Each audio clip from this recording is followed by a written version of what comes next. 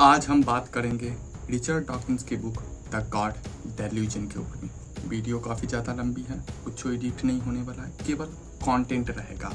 अब वीडियो की लेंथ जैसे जैसे बढ़ेगा वैसे ही काफ़ी ज़्यादा तोड़फोड़ मचने वाला है वीडियो, तुम्हारे आस्था के खिलाफ, तुम्हारे बिलीफ सिस्टम के खिलाफ, तुम्हारे मान्यताहार के खिलाफ। अगर देख रहे हैं तो अपने रिस्क पे देखना, अपने रिस्क पे आए। क्योंकि मैथोलॉजी की बुक नहीं है कि भूतनी गणितन मान लो, साइंस की बुक है। लॉजिक तर्क देगा, रीजन देगा, इसलिए अपने रिस्क पे देखना।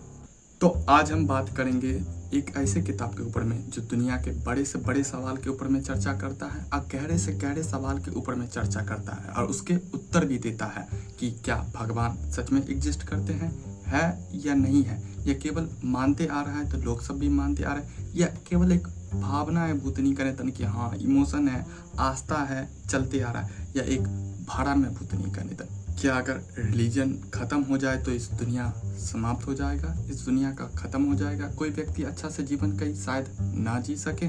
मॉरलिटी सब जो होती है, जो नैतिकता सब जो होती है, क्या केवल रिलीजन से आता है, चाहे रिलीजन ही बनाता है? हर एक पॉइंट पे बात करते हैं रिचर्ड डॉकिंस जी।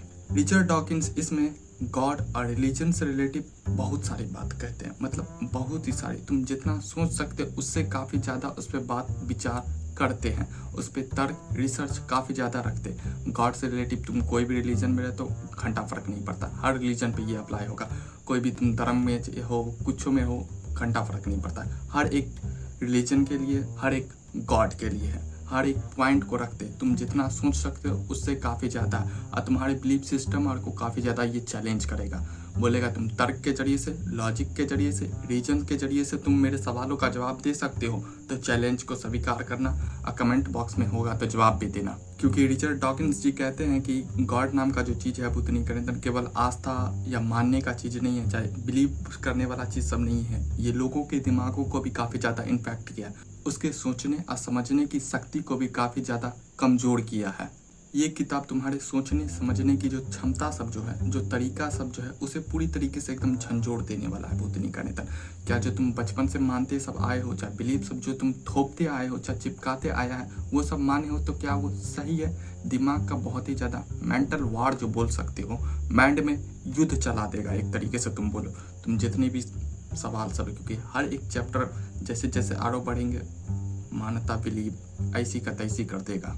रिचर्ड डॉकिंस जो है इसमें केवल सवाल ही नहीं उठाते, उसके सोल्यूशन भी देते हैं कि हाँ इस तरीके से हो सकता है। अगर भगवान एग्जिस्ट ना करे तो उसका उपाय क्या हो सकता है, उस पर भी चर्चा करते हैं। क्या मॉरलिटी केवल ईश्वर से आती है, उस पर भी चर्चा करते हैं। मतलब जितने सारे तुम सवाल इसमें आएगा उसका जवाब भी मिलेगा। ये नहीं कि केवल लिख दिया बात खत्म, केवल क्वेश्चन पूछ दिया खत्म, ऐसा कुछ नहीं, उसका जवाब भी दिया गया है लॉजिक और तर्क के जरिए से।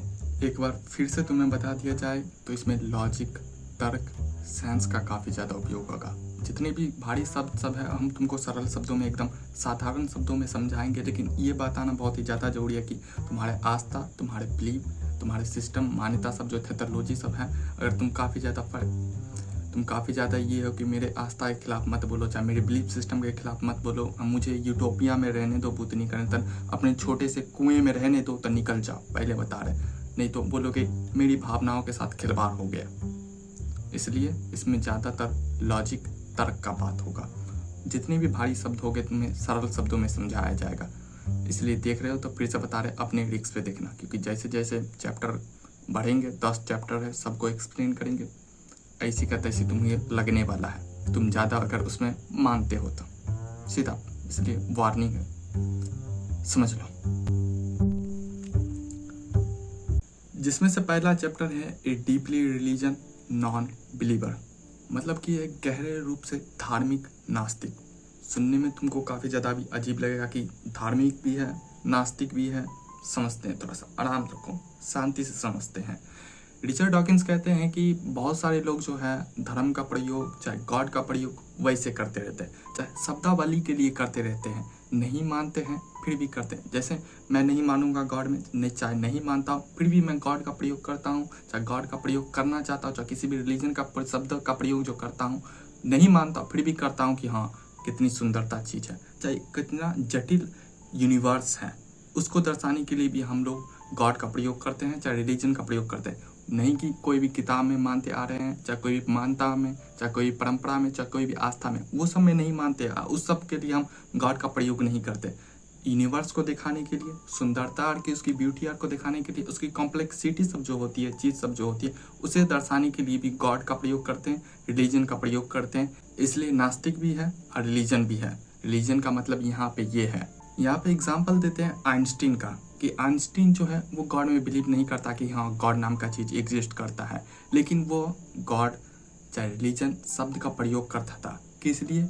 इस यूनिवर्स को दर्शाने के लिए, इस ब्रह्मांड को दर्शाने के लिए, उसकी सुंदरता को दर्शाने के लिए, उसकी ब्यूटी को दर्शाने के लिए, उसकी जटिलताएं सब जो है, जो कॉम्प्लेक्सिटी सब जो है, उसे दर्शाने के लिए भी वो लोग रिलीजन का शब्द का प्रयोग करता था और गॉड का प्रयोग करता था। आइंस्टीन जो है वो कोई भी ऐसा पर्टिकुलर किताब में नहीं मानता था कि हाँ ये रिलीजन का किताब है तो हम इसको मानते चले आ रहे हैं। चाहे कोई भी भगवान में वो नहीं मानता था, कोई भी ईश्वर में वो नहीं मानता था, लेकिन वो शब्द का प्रयोग करता था। इसलिए क्योंकि उसकी जटिलता सब जो होती है, कॉम्प्लेक्सिटी सब जो होती है, सुंदरता सब जो होती है, इसलिए यहाँ पे धर्म का मतलब, चाहे रिलीजन का मतलब मान्यता सब नहीं है भूतनी का नितन, चाहे बिलीफ सिस्टम सब नहीं है, चाहे आस्था सब नहीं है, चाहे कोई किताब नहीं है भूतनी का नितन, मेरा वाला किताब, वैसा कुछ छोछलेपंती नहीं है। क्योंकि बहुत सारे तुम यूट्यूबर सबको देखोगे कि वीडियो सब बनाता है कि आइंस्टीन जो है वो गॉड में बिलीव करते थे, चाहे रिलीजन आर में मानते थे, लेकिन आइंस्टीन जो है शब्द का प्रयोग करते थे दर्शाने के लिए इस यूनिवर्स को, कि हाँ इस तरीके से तुम बोल सकते हो, ना कि वो मानते थे भूतनी का नितन। नॉलेज नहीं है उसके पास, सीधा सीधी ये है मतलब। रिचर्ड डॉकिंस कहते हैं कि विज्ञान जो है हमें इस यूनिवर्स को समझाने में मदद करता है, इस ब्रह्मांड को समझाने में मदद करता है, लेकिन जितनी भी रिलीजन सब जो है वो कुछ नहीं करता, चाहे कुछ प्रमाण सब नहीं देता, कुछ तर्क या लॉजिक सब नहीं देता, केवल बोलता है कि मान लो, बोल दिए हैं मान लो। ये जो मेरा किताब है 2000 साल पहले जो लिखे हैं वो मान लो, बस मान लो, कुछ प्रमाण सब नहीं देगा, अब बोलेगा मान लेने के लिए। रिचर्ड डॉकिंस कहते हैं कि केवल हम दो ही तरह के हो सकते हैं, चाहे पूरी तरीके से धार्मिक या पूरी तरीके से नास्तिक।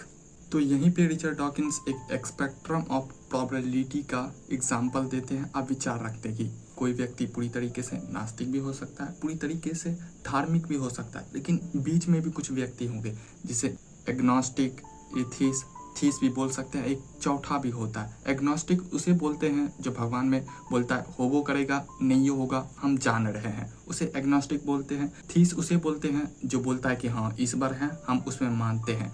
एथिस्ट बोलता है कि ईश्वर नाम का कोई चीज़ नहीं है, ये सब चोचलेपंती है। एक तो चौथा आरव है, उसका नाम नहीं याद आ रहा है, जो बोलता है कि ईश्वर रहे चाहे नहीं रहे वो नहीं करने, तो हमको घंटा फर्क नहीं पड़ता, बस जिएंगे मरेंगे बात खत्म। ये चारों तरह का होता है। लेकिन रिचर्ड डॉकिंस जो है वो स्पेक्ट्रम बताते हैं, बोलते हैं कि कोई मानेगा चाहे कोई पूरी तरीके से नहीं मानेगा, लेकिन एक व्यक्ति जो होगा वो बीच में भी होगा। स्पेक्ट्रम बताते हैं, प्रोबेबिलिटी। इसलिए इसे हम दो तरीके से, चाहे दो ग्रुप में नहीं बांट सकते, इसके अलग अलग पॉइंट ऑफ व्यू हो सकते हैं, चाहे अलग अलग जो विचार सब रखता होगा उस हिसाब से रख सकते हैं, ना कि केवल धार्मिक रख लो तुम भूतनी का नेता, चाहे केवल नास्तिक रख दो, ऐसा कुछ नहीं है। 3-4 प्रकार के होते जो अभी चारों प्रकार बताए हैं तुमको। यहाँ पे रिचर्ड डॉकिंस जो है एक सवाल उठाते हैं, धर्म और विज्ञान में अंतर। तो यहाँ पे रिचर्ड डॉकिंस जो है साफ साफ शब्दों में कहते हैं कि विज्ञान प्रमाण मानता है, लॉजिक मानता है, रीजन सब मांगता है भूतनी का। कोई भी चीज़ एग्जिस्ट करता है तो प्रूफ तो हम मान लेते हैं कि हाँ ये चीज़ है। जैसे एग्जांपल देते हैं ग्रेविटी का, कि हाँ ग्रेविटी एग्जिस्ट करता है तो प्रूफ क्या है, हर एक व्यक्ति जाके प्रूफ करता है, चाहे एक्सपेरिमेंट करेगा, चाहे गिराएगा कुछ को भूतनी करे तो उसको ग्रेविटी मिल जाएगा। लेकिन तुमको एक अंदर की बात बताया जाए जो किताबों में नहीं है, ग्रेविटी नीचे खींचता नहीं है, उस पर फोर्स लगाया जाता है तब कोई चीज़ गिरता है। जैसे तुम्हें, क्योंकि ब्रेन उतना डेवलप नहीं होता इसलिए छोटे क्लास में नहीं बताया जाता है कि ग्रेविटी का मतलब फोर्स लगाता है तब कोई चीज़ गिरता है, तुमको सीधा सीधी बता दिया जाता है ग्रेविटी का मतलब है गिरना। लेकिन ग्रेविटी रियल में जो होती है, जो आइंस्टीन जो दिए थे, तो उसका मतलब है कि न्यू जो दिया गया था, तुम आगे जाओगे क्लास में साइंस को पढ़ोगे तो मालूम चलेगा ग्रेविटी का मतलब है कि फोर्स लगता है तब वो नीचे गिरता है। ग्रेविटी का मतलब ये नहीं कि भूतनी के अंदर तुम ऐसे रखें गिर गया तो वो ग्रेविटी है, नीचे कुछ खींच रहा, ऐसा कुछ नहीं है। तुम इस पर फोर्स लगा है तब ये जाके नीचे गिरा, बात खत्म। इसलिए विज्ञान जो है, जो साइंस जो है, वो प्रूफ मांगता है, एविडेंस मांगता है। कोई बोलता है कि अलौकिक शक्ति से इस दुनिया चल रही है, भूत नहीं का नितन, तो वो प्रूफ मांगेगा। नहीं दे पा रहे हो, निकल जाओ तुम। और धर्म जो है वो विश्वास पे चलता है, भूत नहीं का नितन मानता सब पे चलता है, चाहे अपनी बिलीफ सिस्टम सब पे चलता है। कोई भी एविडेंस नहीं है, कोई भी तर्क नहीं है, कोई भी लॉजिक नहीं है, कोई भी प्रूफ सब नहीं है, मान लो बस। हम बोल रहे हैं, मान लो भूत नहीं का नितन। ये जो किताब हम लिखे हैं 500 साल पहले, चाहे 1000 साल पहले, चाहे 2000 साल पहले, मान लो। कुछ प्रूफ नहीं है भूत नहीं करने से, कुछ सवाल जवाब तुमको नहीं करने दिया जाएगा, केवल मान लो बस। इसी पे चलता है। ये सबसे बड़ा अंतर है साइंस और विज्ञान में। तुम विज्ञान वाली चीज़ों को तुम करके भी तुम जान सकते हो, लेकिन धर्म वाली चीज़ को कुछ नहीं, तुम मान लो। भाषण नहीं करने का, चाहे बकलोली नहीं करने का, नहीं क्वेश्चन पूछने का, बस मान लो। इस चैप्टर का कोर मैसेज की बात किया जाए तो उसमें रिचर्ड डॉकिंस कहते हैं कि कोई व्यक्ति जो होता है, चाहे बड़े लोग सब जो है, जो गॉड का उपयोग किए, चाहे रिलीजन का उपयोग किए, तो ये इसलिए नहीं किए कि किसी पर्टिकुलर बुक में मानते, चाहे किसी पर्टिकुलर रिलीजन, चाहे आस्था में मानते, नहीं। वो इस यूनिवर्स को दर्शाने के लिए, इस ब्रह्मांड बताने के लिए, चाहे उसकी सुंदरता, उसकी ब्यूटी, उसकी कॉम्प्लेक्सिटी सबको दर्शाने के लिए ईश्वर सब का प्रयोग करते हैं, चाहे रिलीजन का उपयोग करते हैं। दूसरा मैसेज ले सकते हो इस चैप्टर का कि बगैर भगवान के, चाहे बगैर ईश्वर के भी इस दुनिया में जी सकते हो और उसकी गहराई को समझ सकते हो। जरूरी नहीं है कि भगवान एग्जिस्ट करे तब ये तुम जी सकते हो।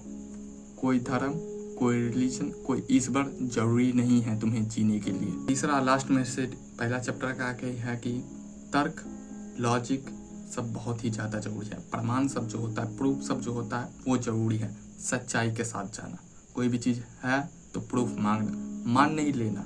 ये पहला चैप्टर है। चैप्टर नंबर दूसरा है द गॉड हाइपोथेसिस। मतलब ये है कि हिंदी में गॉड की परिकल्पनाएं सब। इसमें बात करते हैं क्या गॉड सच में एग्जिस्ट करता है या केवल लोग सब इमेजिनेशन ही करते जा रहा है कि भूत नहीं का नितन ऐसा होगा, चाहे ऐसा होगा। उसी पे रिचर्ड डॉकिंस जो है बात करते हैं इसमें कि गॉड एग्जिस्ट करता है या नहीं। अगर करता है तो उसे साइंस के द्वारा जाना जा सकता है। अगर ऐसा नहीं हो रहा है, चाहे ऐसा नहीं किया जा सकता, तो भगवान एग्जिस्ट नहीं करता। अगर हम उसे साइंस के द्वारा नहीं जान सकते, चाहे विज्ञान के द्वारा नहीं समझ सकते, चाहे विज्ञान की कसौटी के द्वारा नहीं जान सकते, तब तक ईश्वर एग्जिस्ट नहीं करता। क्योंकि बहुत सारे लोग बोलते रहते हैं कि ईश्वर जो है इस ब्रह्मांड को बनाया, इस पूरी सृष्टि जो है, इस संसार जो है, उसी ने बनाया है, गॉड इन। लेकिन कोई भी तर्क, कोई भी लॉजिक नहीं है भूतनी का, कोई भी प्रूफ नहीं है, कोई भी एविडेंस नहीं है, केवल कल्पना है और कुछ नहीं। बोलते हैं अगर एग्जिस्ट करता है तो उसे साइंस के द्वारा तो समझ सकते हैं ना, तो कुछ प्रूफ बताओ, कुछ तर्क बताओ, कुछ लॉजिक बताओ पहले। रिचर्ड डॉकिंस यहाँ पे दो मुख्य विचार रखते हैं, थीज्म और डेज। ये दो परिकल्पनाएं सब रखते हैं, चाहे दो विचार रखते हैं कि हाँ इस तरीके से एगो है, चाहे इस तरीके से एक बात करते हैं। पहले थीज्म, तो पहला है थीज्म, जिसमें कहते हैं कि एक ऐसा गॉड है, चाहे एक ऐसे गॉड के लोग सब मानते हैं जो बोलता है कि मॉरलिटी सब जो है, जो नैतिकता सब जो है, वो बनाता है कि कैसे तुमको जीवन जीना है, चाहे कैसा कपड़ा पहनना है, चाहे कैसा खाना खाना है, चाहे किस लोग से बात करना है, नहीं करना है, हर एक चीज़ जो है वो बनाता है। जो लोगों की प्रार्थना सुनता है कि हाँ प्रार्थना सुनते हैं, उसके बाद उसका पूरा कर देते हैं। ऐसा बहुत सारे रिलीजन में माना जाता है, ईसाई में माना जाता है, मुसलमान में माना जाता है और हिंदू धर्म में माना जाता है कि हाँ एक ऐसे गॉड है, चाहे एक ऐसा गॉड एग्जिस्ट करता है जो हमारी प्रार्थनाएं सब सुनता है और हमारे जीवन में रोज हस्तक्षेप करता है। जो भी हम करते हैं, जो भी हम सुनते हैं, पहनते हैं, खाते हैं, पीते हैं, वो हर एक चीज़ ऊपर वाले की मर्जी से करेंगे और जो भी चीज़ हम करते हैं वो ऊपर वाला देखता है। ये है थीज्म। डेज्म का मानना है कि ईश्वर जो है वो खाली केवल यूनिवर्स को बनाया है, यूनिवर्स को बना दिया है और छोड़ दिया है। वो कोई हस्तक्षेप नहीं किया, कुछ रूल कायदा कानून सब नहीं बनाया, कुछ प्रार्थना नाम का चीज़ सब नहीं बनाया है, केवल बनाया है, छोड़ दिया है। जैसे एक घड़ी बना दिया है बनाने वाला और छोड़ दिया है और चलता रहता है, उसी तरीके से है डेज।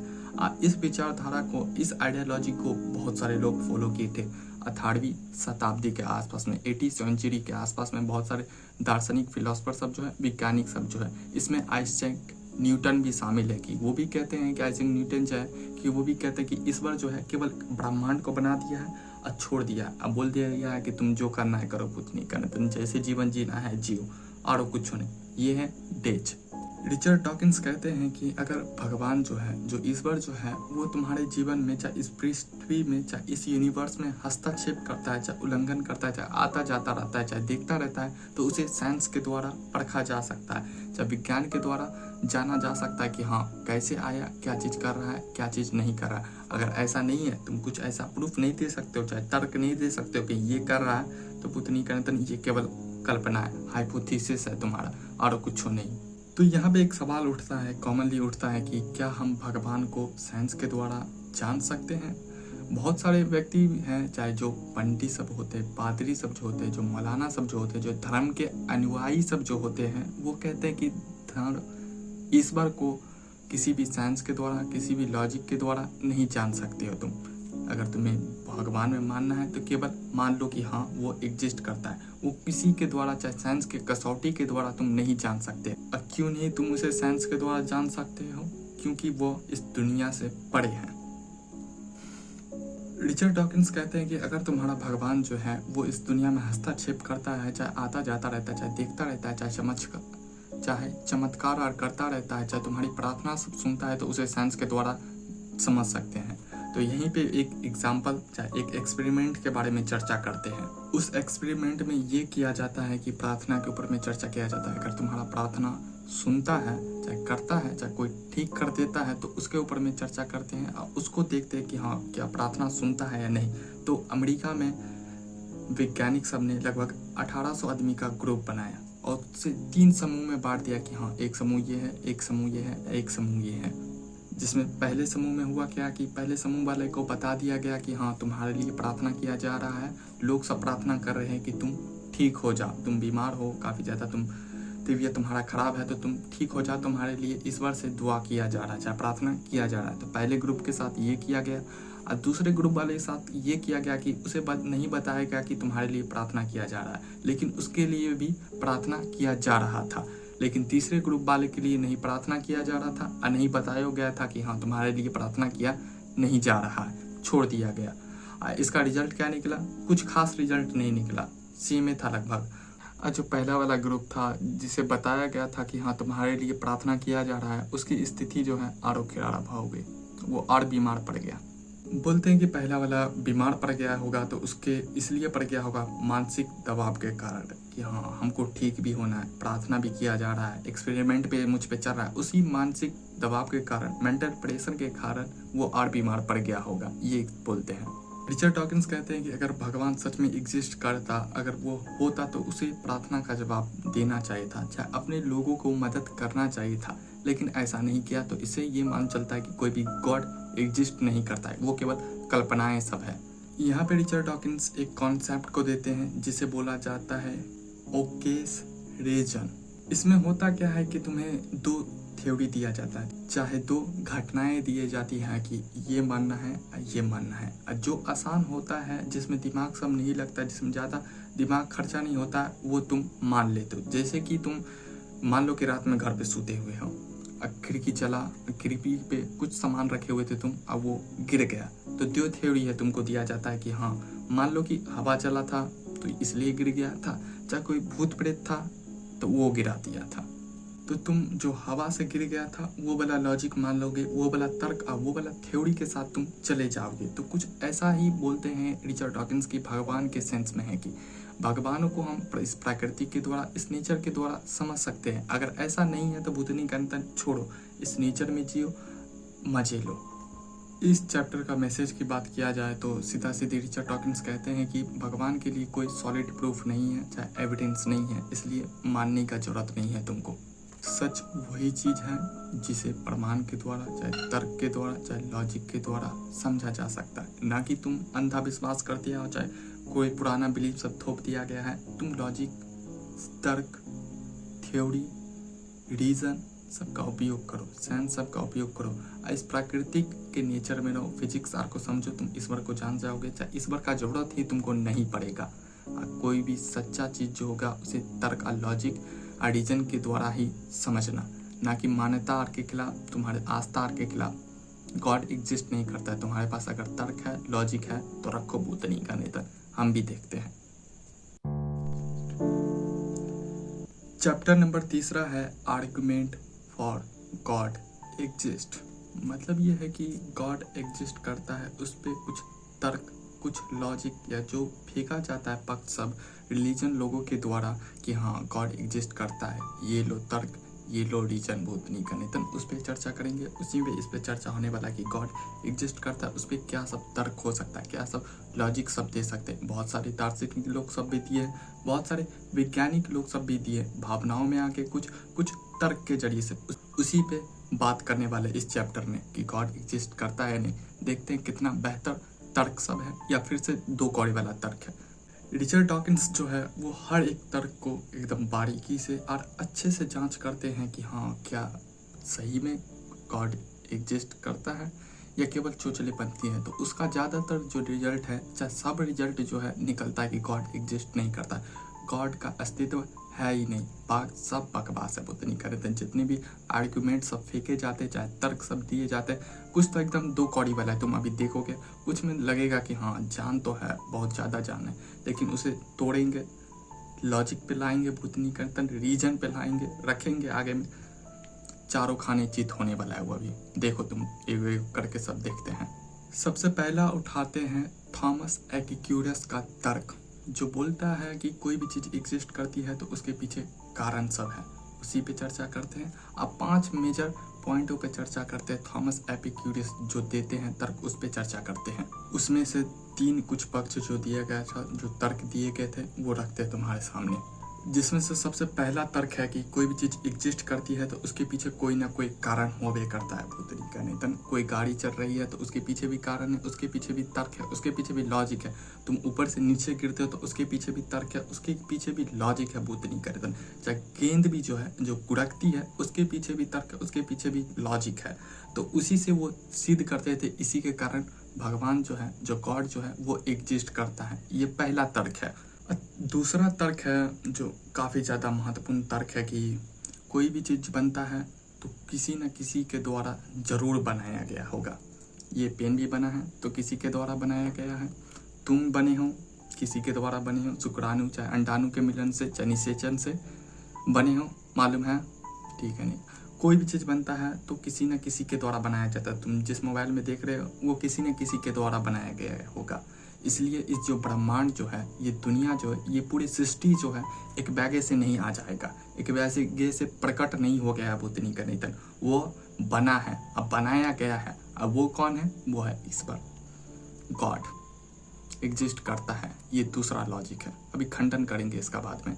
अब तीसरा जो तर्क दिया जाता है सही गलत के ऊपर में है, ये थोड़ा सा सामाजिक इमोशनल तर्क बोल सकते हो। कि बोलते हैं कि कोई जो सही गलत करता है उसे नापने के लिए, चाहे उसे देखने के लिए कोई चीज़ होनी चाहिए। अब वो कौन चीज़ है जो सही गलत बोलेगा, चाहे ये चीज़ सही है चाहे ये चीज़ गलत है, इसका सब हिसाब सब होगा, चाहे अच्छा करो चाहे खराब करो, उसे नापने के लिए कोई होना चाहिए। अब वो नापने के लिए कौन है? गॉड है। इसी के कारण गॉड एग्जिस्ट करता है, सही गलत मापने के लिए। जितने भी तर्क थे उसे मापा जाता है, उसे देखा जाता है, जांच किया जाता है। तो रिचर्ड डॉकिंस जो है कहते हैं कि बहुत ही साधारण है, बहुत ही दो कौड़ी वाली बात है। जांच करते तो बोलते गॉड एग्जिस्ट नहीं करता है। अगर तुम बोलते किसी न किसी को किसी न किसी के द्वारा बनाया गया होगा, तो वो जो तुम्हारा कोई किसी जो है उसे कौन बनाया है? तुम्हारा जो ईश्वर है, तुम्हारा जो गॉड है, उसे किसने बनाया है? तुम्हारे गॉड को किसने बनाया है ये बताओ। तुम जो बोलते हो कि ये पृथ्वी कैसे बन गया, ये सामान कैसे बन गया, ऐसा सुंदर नेचर कैसे बन गया, तो उसे भी तो किसी ने बनाया होगा। उसे किसने बनाया है मुझे ये बताओ। सबसे पहला लॉजिक, अगर तुम मानते हो कि ऊपर वाला ऐसे बन गया, तुम्हारा गॉड जो है ईश्वर ऐसे बन गया है, तो तुम ये क्यों नहीं मान लेते कि भूतनी कंटन ये सृष्टि भी जो है, ये संसार भी जो है, ये दुनिया भी है, ऐसे बन गया होगा। इसीलिए थॉमस एक्यूरस का जो तर्क सब दिया गया था वो सब दो कौड़ी वाला है, उसमें कोई लॉजिक नहीं है, भूतनी का नितन कोई रीजन सब नहीं है, केवल भावनाओं पे दे दिया गया था और सिंपल लॉजिक के साथ तुम उसे खंडन कर सकते हो। इसलिए आप दूसरे आर्गुमेंट को देखते हैं जो गॉड के अस्तित्व को साबित करता है।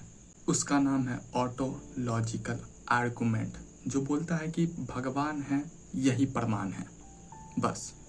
इसे 11वीं सदी में STN सल्म ने दिया था, जो बोलता है कि भगवान नाम का चीज़ एग्जिस्ट करता है, यही काफ़ी है, यही उसका प्रमाण है, यही उसका सबूत है। कि गॉड एग्जिस्ट करता है। कोई भी सही गलत जो होगा, चाहे अच्छा खराब जो होता है, उसके देखने के लिए जो दूसरा आर्गुमेंट, जो पहला आर्गुमेंट जो भी था, उसे बताया जाता है कि वो ही एग्जिस्ट करता है। मतलब भगवान का नाम है, यही काफ़ी है भूतनी के अंदर, यही प्रमाण है। और कुछ लॉजिक और कुछ तर्क नहीं है इसमें। तुम केवल उसकी कल्पनाएं सब कर सकते हो और कुछ नहीं। वो सबसे बड़ा महान चीज़ है, चाहे महान चीज़ है, उस पर क्वेश्चन करना भी सबसे बुरी बात है और ख़राब चीज़ है। तो रिचर्ड डॉकिंस इसे खोखला, दो कौड़ी वाला, भद्दा, नाली वाला तर्क मानते हैं भूतनी का नेतन। सीधा सीधी मजाकिया रूप में रिचर्ड डॉकिंस कहते हैं कि तुम मान लो कि मेरे पास एक सुंदर सा एकदम परफेक्ट नाम का जो चीज़ द्वीप होगा, वो है एक आइलैंड है भूतनी का नेतन, जिसपे हम रहते हैं, जो एकदम सुंदर है भूतनी का नेतन, एकदम परफेक्ट है। और फिर मैं तुमसे बोलूँ कि नहीं, ऐसा चीज़ रियल में एग्जिस्ट नहीं करता, ऐसी मैं कल्पना करता हूँ। तो रिचर्ड डॉकिंस कहते हैं तो क्या ये सच में एग्जिस्ट करता है? क्या तुम ऐसी चीज़ों को मान सकते हो? नहीं। भूतनी का नेतन कि हाँ ऐसा चीज़ है, वो बहुत ही ज़्यादा परफेक्ट है, वो काफ़ी ज़्यादा श्रेष्ठ है, महान है, अच्छा है, ये है, फलाना डिमका। नहीं, तुम कल्पना कर रहे हो तो कल्पना करो, इसमें तर्क क्या दे रहे हो भूतनी का नेतन कि हाँ ऐसा यही है कि भूतनी का भगवान नाम का चीज़ है, चाहे भगवान शब्द है भूतनी का, तो यही है काफ़ी है कि वो चीज़ एग्जिस्ट करता है। ऐसा कुछ नहीं भूतनी करता। ऐसे हम वो बोलने के ऊपर कुछ बोलते भूतनी का नेतन, ये है, लेकिन रियलिटी में है नहीं ना भूतनी का नेतन। वो कल्पना है तुम्हारी इमेजिनेशन है। तुम कुछ बोलो उसको भूतनी का नेतन, उससे क्या लेना देना है? कल्पना अपना करना है तो खेलो भूतनी का नेतन। इसलिए रिचर्ड डॉकिंस कहते हैं शब्दों का खेल कम खेलो, रियल में तो आर्गुमेंट तो भूतनी का नेतन। चलते हैं तीसरे पे। तीसरा आर्गुमेंट है द आर्गुमेंट फॉर ब्यूटी। इसमें कहते हैं कि जितनी भी सुंदर चीज़ सब जो होती है, जो कला जो है, जो आर्ट है, जो संगीत है, जो सिंगिंग सब है, जो ब्यूटी सब जो है, जो सुंदरता सब जो है, यही इस बात का सबूत है कि गॉड एग्जिस्ट करता है। क्या कहें? तो रिचर्ड डॉकिंस कहते हैं कि ये खोखला इमोशनल तर्क है भूतनी का नेतन, भावनाओं के आधार पे आ रहा है। तुम कहते हो कि भूतनी का नेतन जितनी भी सुंदर चीज़ सब जो है, जितनी ब्यूटी सब जो है, जो भी कला सब जो है, वो ईश्वर के द्वारा बनाया गया है, चाहे यही उसका सबूत है कि ईश्वर एग्जिस्ट करता है। तो ये खोखला तर्क है, दो कौड़ी वाला तर्क है। जैसे कि एग्जाम्पल तुम ले सकते हो कि ताजमहल कोई बनाया है भूतनी का नेतन, बोलो कि ताजमहल अपने आप बन गया भूतनी का नेतन, कोई अनोखी शक्ति जो है वो ताजमहल को बनाया है भूतनी का नेतन। लेकिन तुमको भी मालूम है, हमको भी मालूम है कि उसे व्यक्ति के द्वारा बनाया गया था। चाहे बुर्ज खलीफा को मान लो इतना सुंदर है तो बोलो कि हाँ ऊपर वाला जो है उसी के अनोखी शक्ति से बना था भूतनी का नेतन। ये खोखला और दो कौड़ी वाला तर्क है। कोई भी ब्यूटी सब जो होती है, सुंदरता सब जो होती है, सिंगिंग सब जो होती है, जो भी आर्ट सब जो है, वो सब इंसानों के द्वारा रचा गया रचनाएं सब है। अब बहुत ही सुंदर चीज़ सब है, इंसान खुद उसे क्रिएट करते हैं। प्राकृतिक और नेचर के द्वारा कितनी सारी चीज़ें बनते हैं, जो भी पहाड़ सब देख लो, जो भी माउंटेन सब देख लो, हर एक चीज़ जो है वो इंसान के द्वारा रचा गया रचनाएं सब है। इसमें तुम अपना गॉड को मत गुस्सा बुद्ध नहीं करते। इंसान की क्रिएटिविटी सब जो है, उसकी जिज्ञासा सब जो है, उसके द्वारा वो अपनी कला को बनाता है, सुंदरता के साथ पेश करता है उसकी ब्यूटी आर जो है। और जितनी भी आरो चीज़ सब है वो प्राकृतिक की देन है। इससे तुम्हारा गॉड का एग्जिस्टेंस साबित नहीं होता है। ये खोखला इमोशनल तर्क है। चौथा आर्गुमेंट है the argument from personal experience. इसमें पर्सनल एक्सपीरियंस ये बहुत ज़्यादा जरूरी है कि हमको ये अनुभव हुआ, चाहे हम वो चीज़ देख ली, चाहे हम नींद में गए तो हमको ऊपर वाला मिला, ये मैसेज दिया, चाहे उतनी घड़ी पूजा पाठ करने गए तो हमको वो मिला, चाहे उतनी घड़ी नमाज पढ़ने गए तब हमको एक्सपीरियंस हुआ, चाहे मेडिटेशन कर रहे थे तो ये चीज़ एक्सपीरियंस हुआ पुतनी करते, चाहे रात के समय में हम कुछ देख लिए, चाहे हम उससे बात हो गया।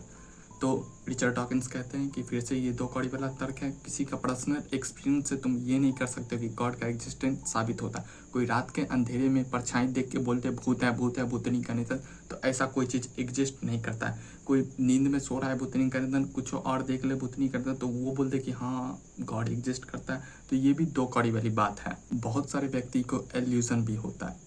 मेंटल स्ट्रेस काफ़ी ज़्यादा रहे उसके कारण भी कुछ का कुछ वो देख सकता है, या कुछ का कुछ सुन सकता है। अगर उसे साइको एनालिस्ट के पास जाना चाहिए था, अपनी जांच कराना चाहिए। ये बहुत ज़्यादा जरूरी है, ना कि सपना में ये देख ले, चाहे रात में ये देख ले, चाहे दिन में वो देख ले, चाहे हमको वो अनुभव हुआ।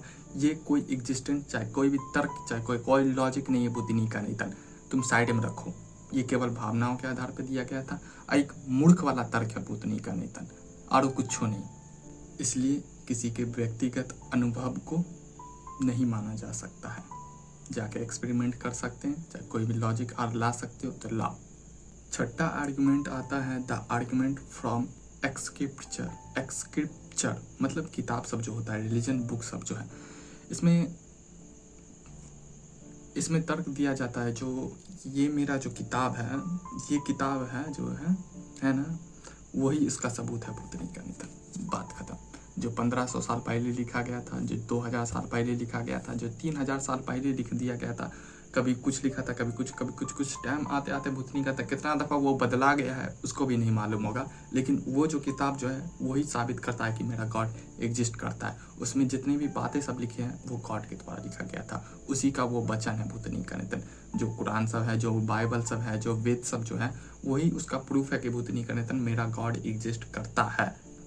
तो रिचर्ड डॉकिंस कहते हैं कि फिर से ये दो कॉली वाला तर्क है भूतनी का निधन, इसमें कोई लॉजिक तर्क है ही नहीं है भूतनी का। तो हम तर्क को क्यों बोल रहे हैं भूतनी का निधन, कि तुम एक चीज को एग्जिस्ट करने के लिए बोलते हो ये चीज एग्जिस्ट करता है, अब भूतनी का निधन वही चीज बोलते हो कि हाँ यही एग्जिस्ट करता है, वही दोनों चीज। इसलिए ये कोई तर्क नहीं है भूतनी का निधन, तो एक चीज को प्रूव करने के लिए वही चीज दे रहे हो, कोई बाहरी एविडेंस सब नहीं दे रहे हो, तर्क सब नहीं दे रहे हो, रीजन सब नहीं दे रहे हो, इसलिए ये भी दो कौड़ी वाला तर्क है। स्पाइडरमैन देखे हो, वो भी रियलिटी में एग्जिस्ट करता है नहीं ना, भूतनी का निधन लिख दिया भूतनी का निधन। हैरी पॉटर का कहानी सुने हो, भूतनी का निधन, वो भी एग्जिस्ट, बोलो कि वो भी एग्जिस्ट करता, ऐसा कुछ नहीं होता, चूचले पंक्ति में कम फंसो।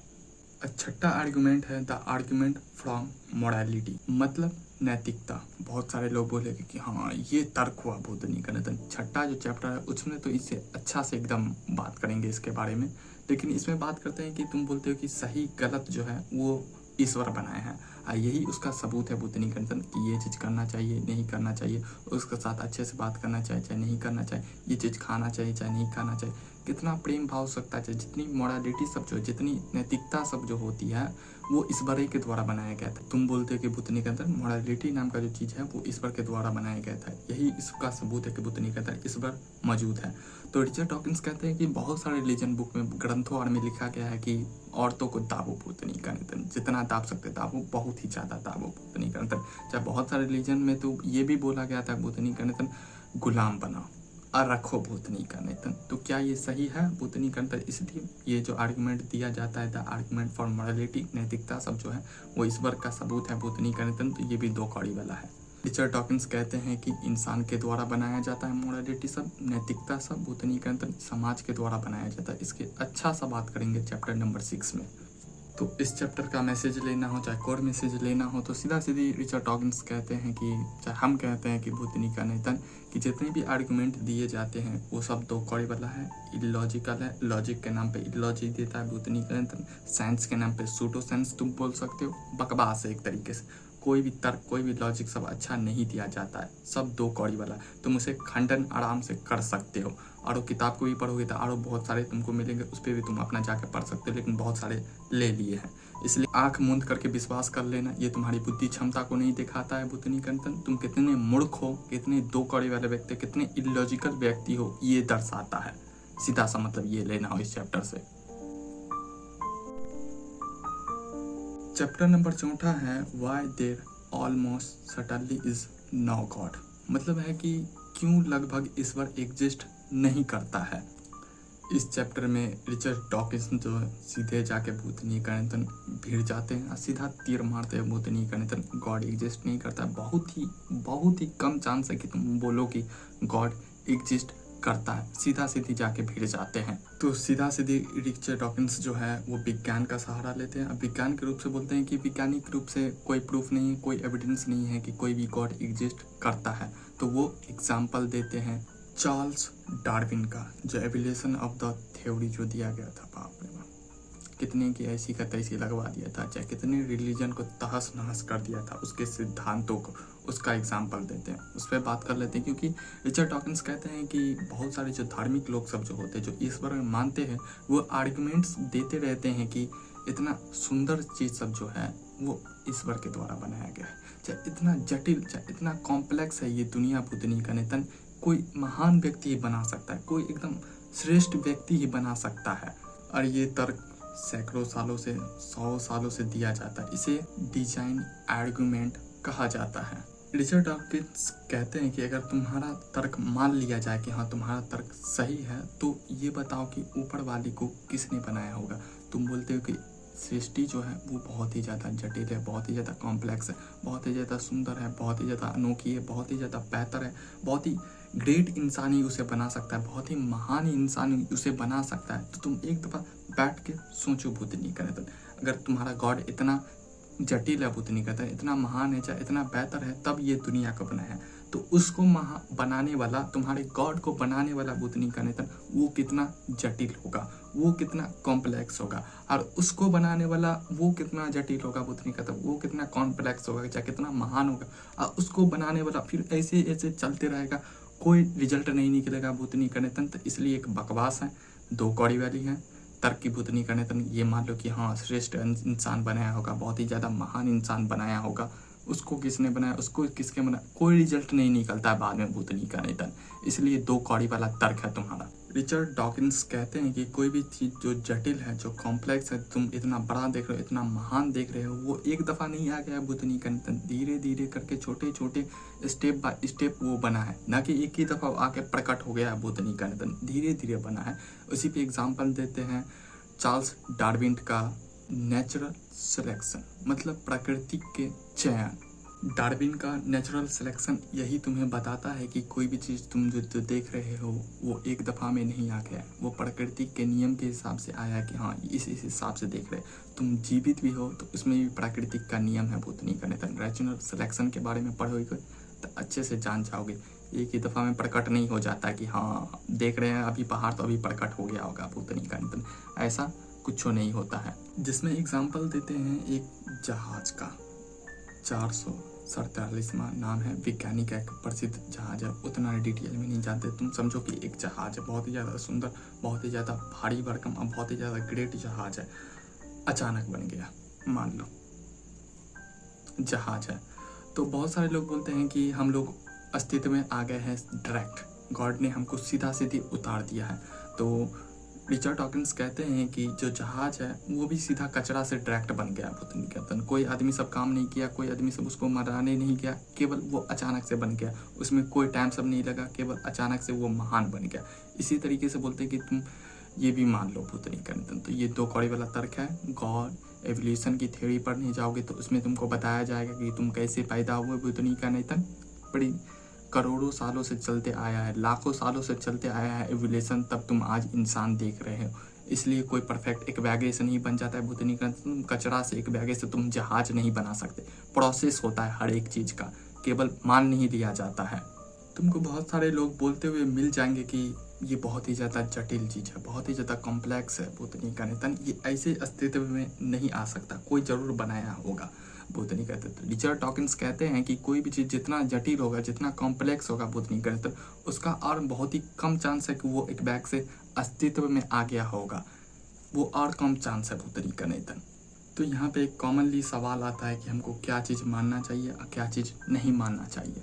तो रिचर्ड डॉकिंस इसका सिंपल सा जवाब देते हैं, जिसका साइंटिफिक प्रूफन दे दिया जाए, चाहे प्रिंसिपल सब दे दिया जाए, थ्योरी सब चाहे दे दिया जाए, उसे मानो, चाहे जो एविडेंस सब दे, जो रीजन सब दे, लॉजिक सब दे, उसे मानो, ना कि हाइपोथेसिस सब जो दिया जाता है भूतनी का निधन, परिकल्पनाएं सब जो तुम्हें बेची जाती है उसे मत मानना भूतनी का निधन।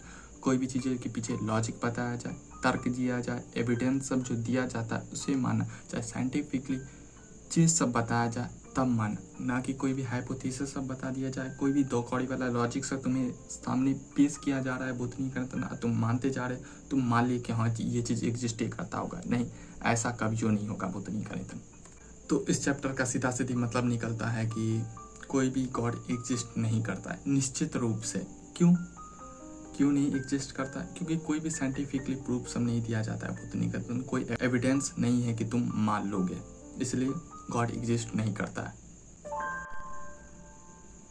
5वां चैप्टर है द रूट ऑफ रिलीजन, मतलब धर्म कैसे जन्मा, उसकी जड़ कहाँ से आती है। चाहे कोई भी धर्म बना तो कैसे बना, क्या किसी भगवान के द्वारा बनाया गया है, या किसी ईश्वर के द्वारा बनाया गया है, या खुद एग्जिस्टेंस में आ गया है, या फिर धर्म की शुरुआत किस समय से हुई थी, कैसे हुई थी, इस सभी विचारों पे चर्चा करेंगे इस चैप्टर में कि रूट क्या है भूतनी का नितन, जड़ कहाँ है इसका धर्म का, उस पर चर्चा करेंगे। रिचर्ड डॉकिंस कहते हैं कि अगर धर्म एग्जिस्ट कर रहा है तो इसका मतलब ये नहीं है कि गॉड भी एग्जिस्ट करता होगा, कोई अलौकिक शक्ति जो है वो भी एग्जिस्ट करती होगी, ऐसा कुछ नहीं भूतनी का नितन। इंसान जो है वो अपने सहूलत के लिए, चाहे अपनी सेफ्टी और सुरक्षा के लिए रिलीजन को बनाते हैं, न कि भूतनी का नितन कोई अलौकिक शक्ति है, चाहे गॉड एग्जिस्ट करता होगा इसलिए रिलीजन एग्जिस्ट करता है। नहीं, ऐसा जरूरी नहीं है भूतनी का नितन। रिलीजन हजारों सालों से लोग सब मानते आए हैं, चाहे बनाते आए हैं, उस हिसाब से परिस्थिति के हिसाब से बदलते आए हैं, कभी ये तो कभी ये।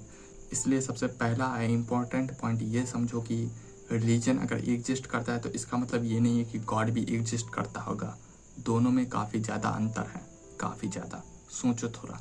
यहाँ पे रिचर्ड डॉकिंस डार्विन के नेचुरल सिलेक्शन मतलब प्राकृतिक के चयन के ऊपर में चर्चा करते हैं।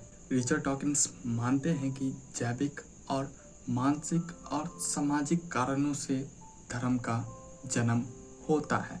ये जरूरी नहीं है कि गॉड ने बनाया होगा धर्म को, रिलीजन सबको भूतनी का नहीं था।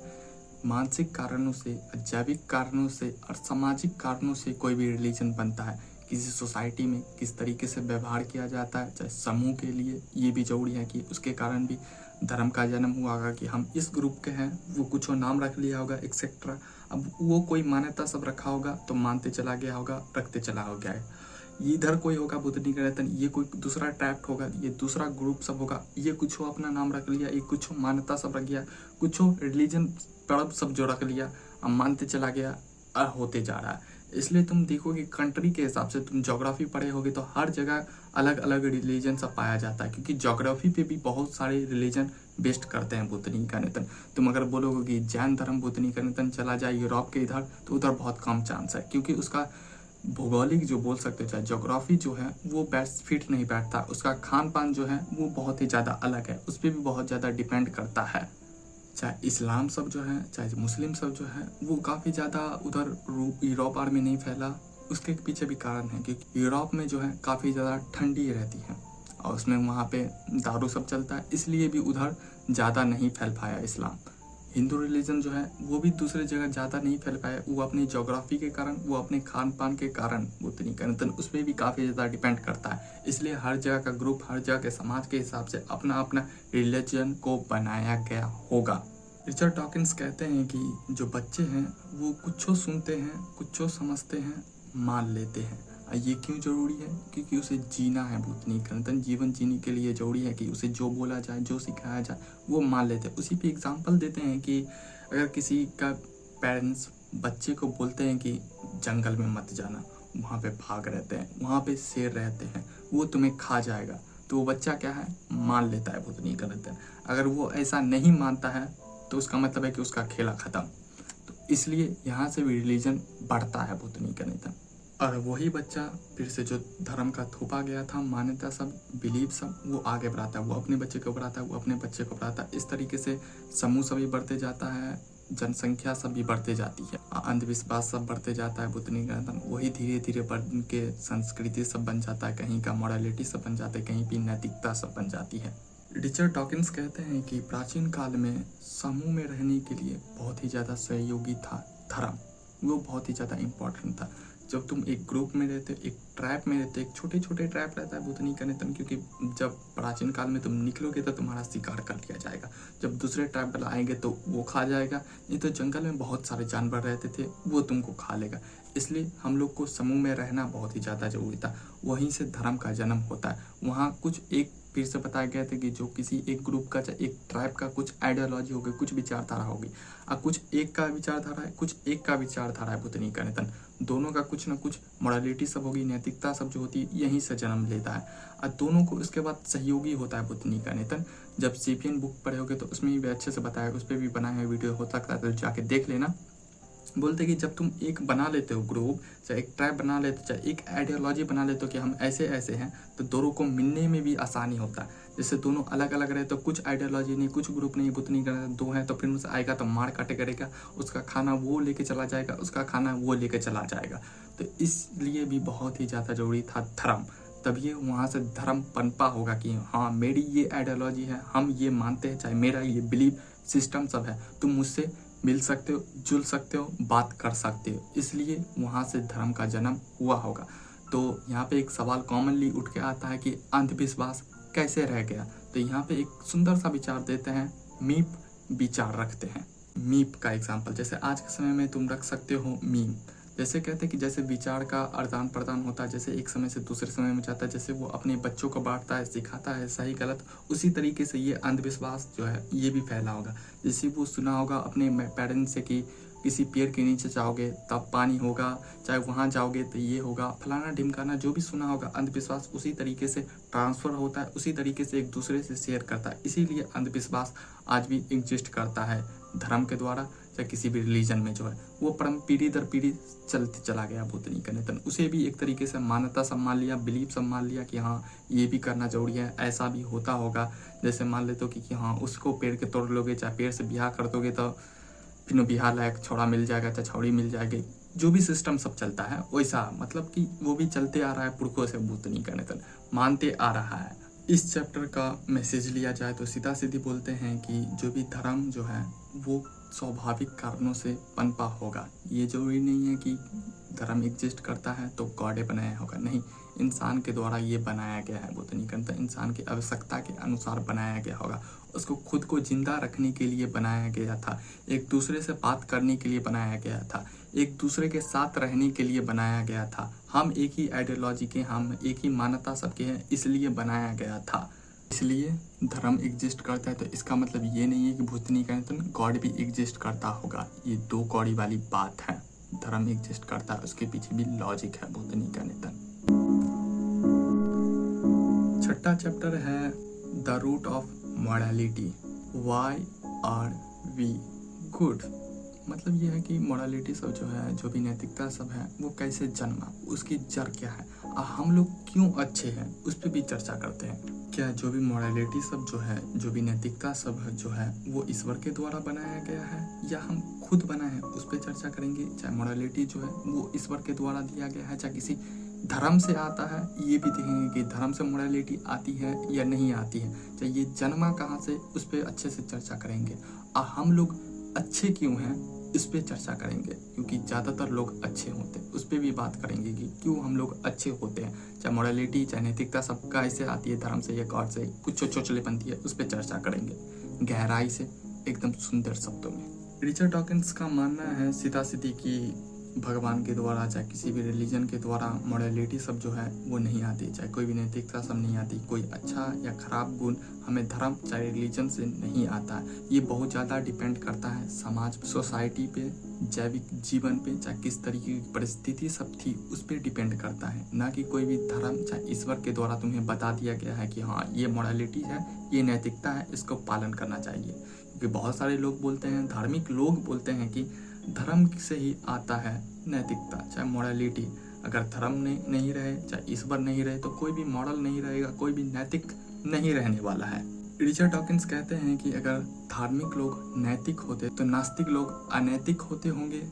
तो सीधा सीधी यहाँ पे कहते हैं कि जितने नास्तिक लोग होते हैं वो काफ़ी ज़्यादा मॉरल पाए जाते हैं, जितने भी आस्तिक लोग होते हैं वो भी मॉरल होते हैं लेकिन वो कम होते हैं, लेकिन जितने भी नास्तिक लोग सब होते हैं वो काफ़ी ज़्यादा नैतिक होते हैं, काफ़ी ज़्यादा वो मॉरल होते हैं। डॉकिंस कहते हैं कि अगर तुम मानते हो कि धर्म की किताब में जो लिखा गया है वो बहुत ही सुंदर चीज़ सब है, चाहे धर्म में जो भी है वो तो नैतिक है, वो तो नहीं कहता, उसी का मॉरल आता है, वहीं से मॉरल सब बनती है, वहीं से मॉरलिटी सब बनती है। और जो धर्म की किताब में लिखा हुआ है वो तो एकदम परम सत्य है, वो तो नहीं कहता, मतलब जो लिख दिया सो लिख दिया, वो कभी मिटने वाला नहीं, कभी बदलने वाला नहीं, और जो भी लिखा हुआ है वो एकदम 100% सही है। ये मानते हो तो सीधा सीधी यहाँ पे एग्जाम्पल देते हैं बाइबल का। बाइबल में कहते हैं कि तुम मारो पीटो, हिंसा करो, भूतनी करतन, गुलाम रखो, एकदम अच्छी बात है। तो क्या तुम आप मॉडल हो भूतनी करतन, क्या तुम्हारा रिलीजन ठीक है? पहला।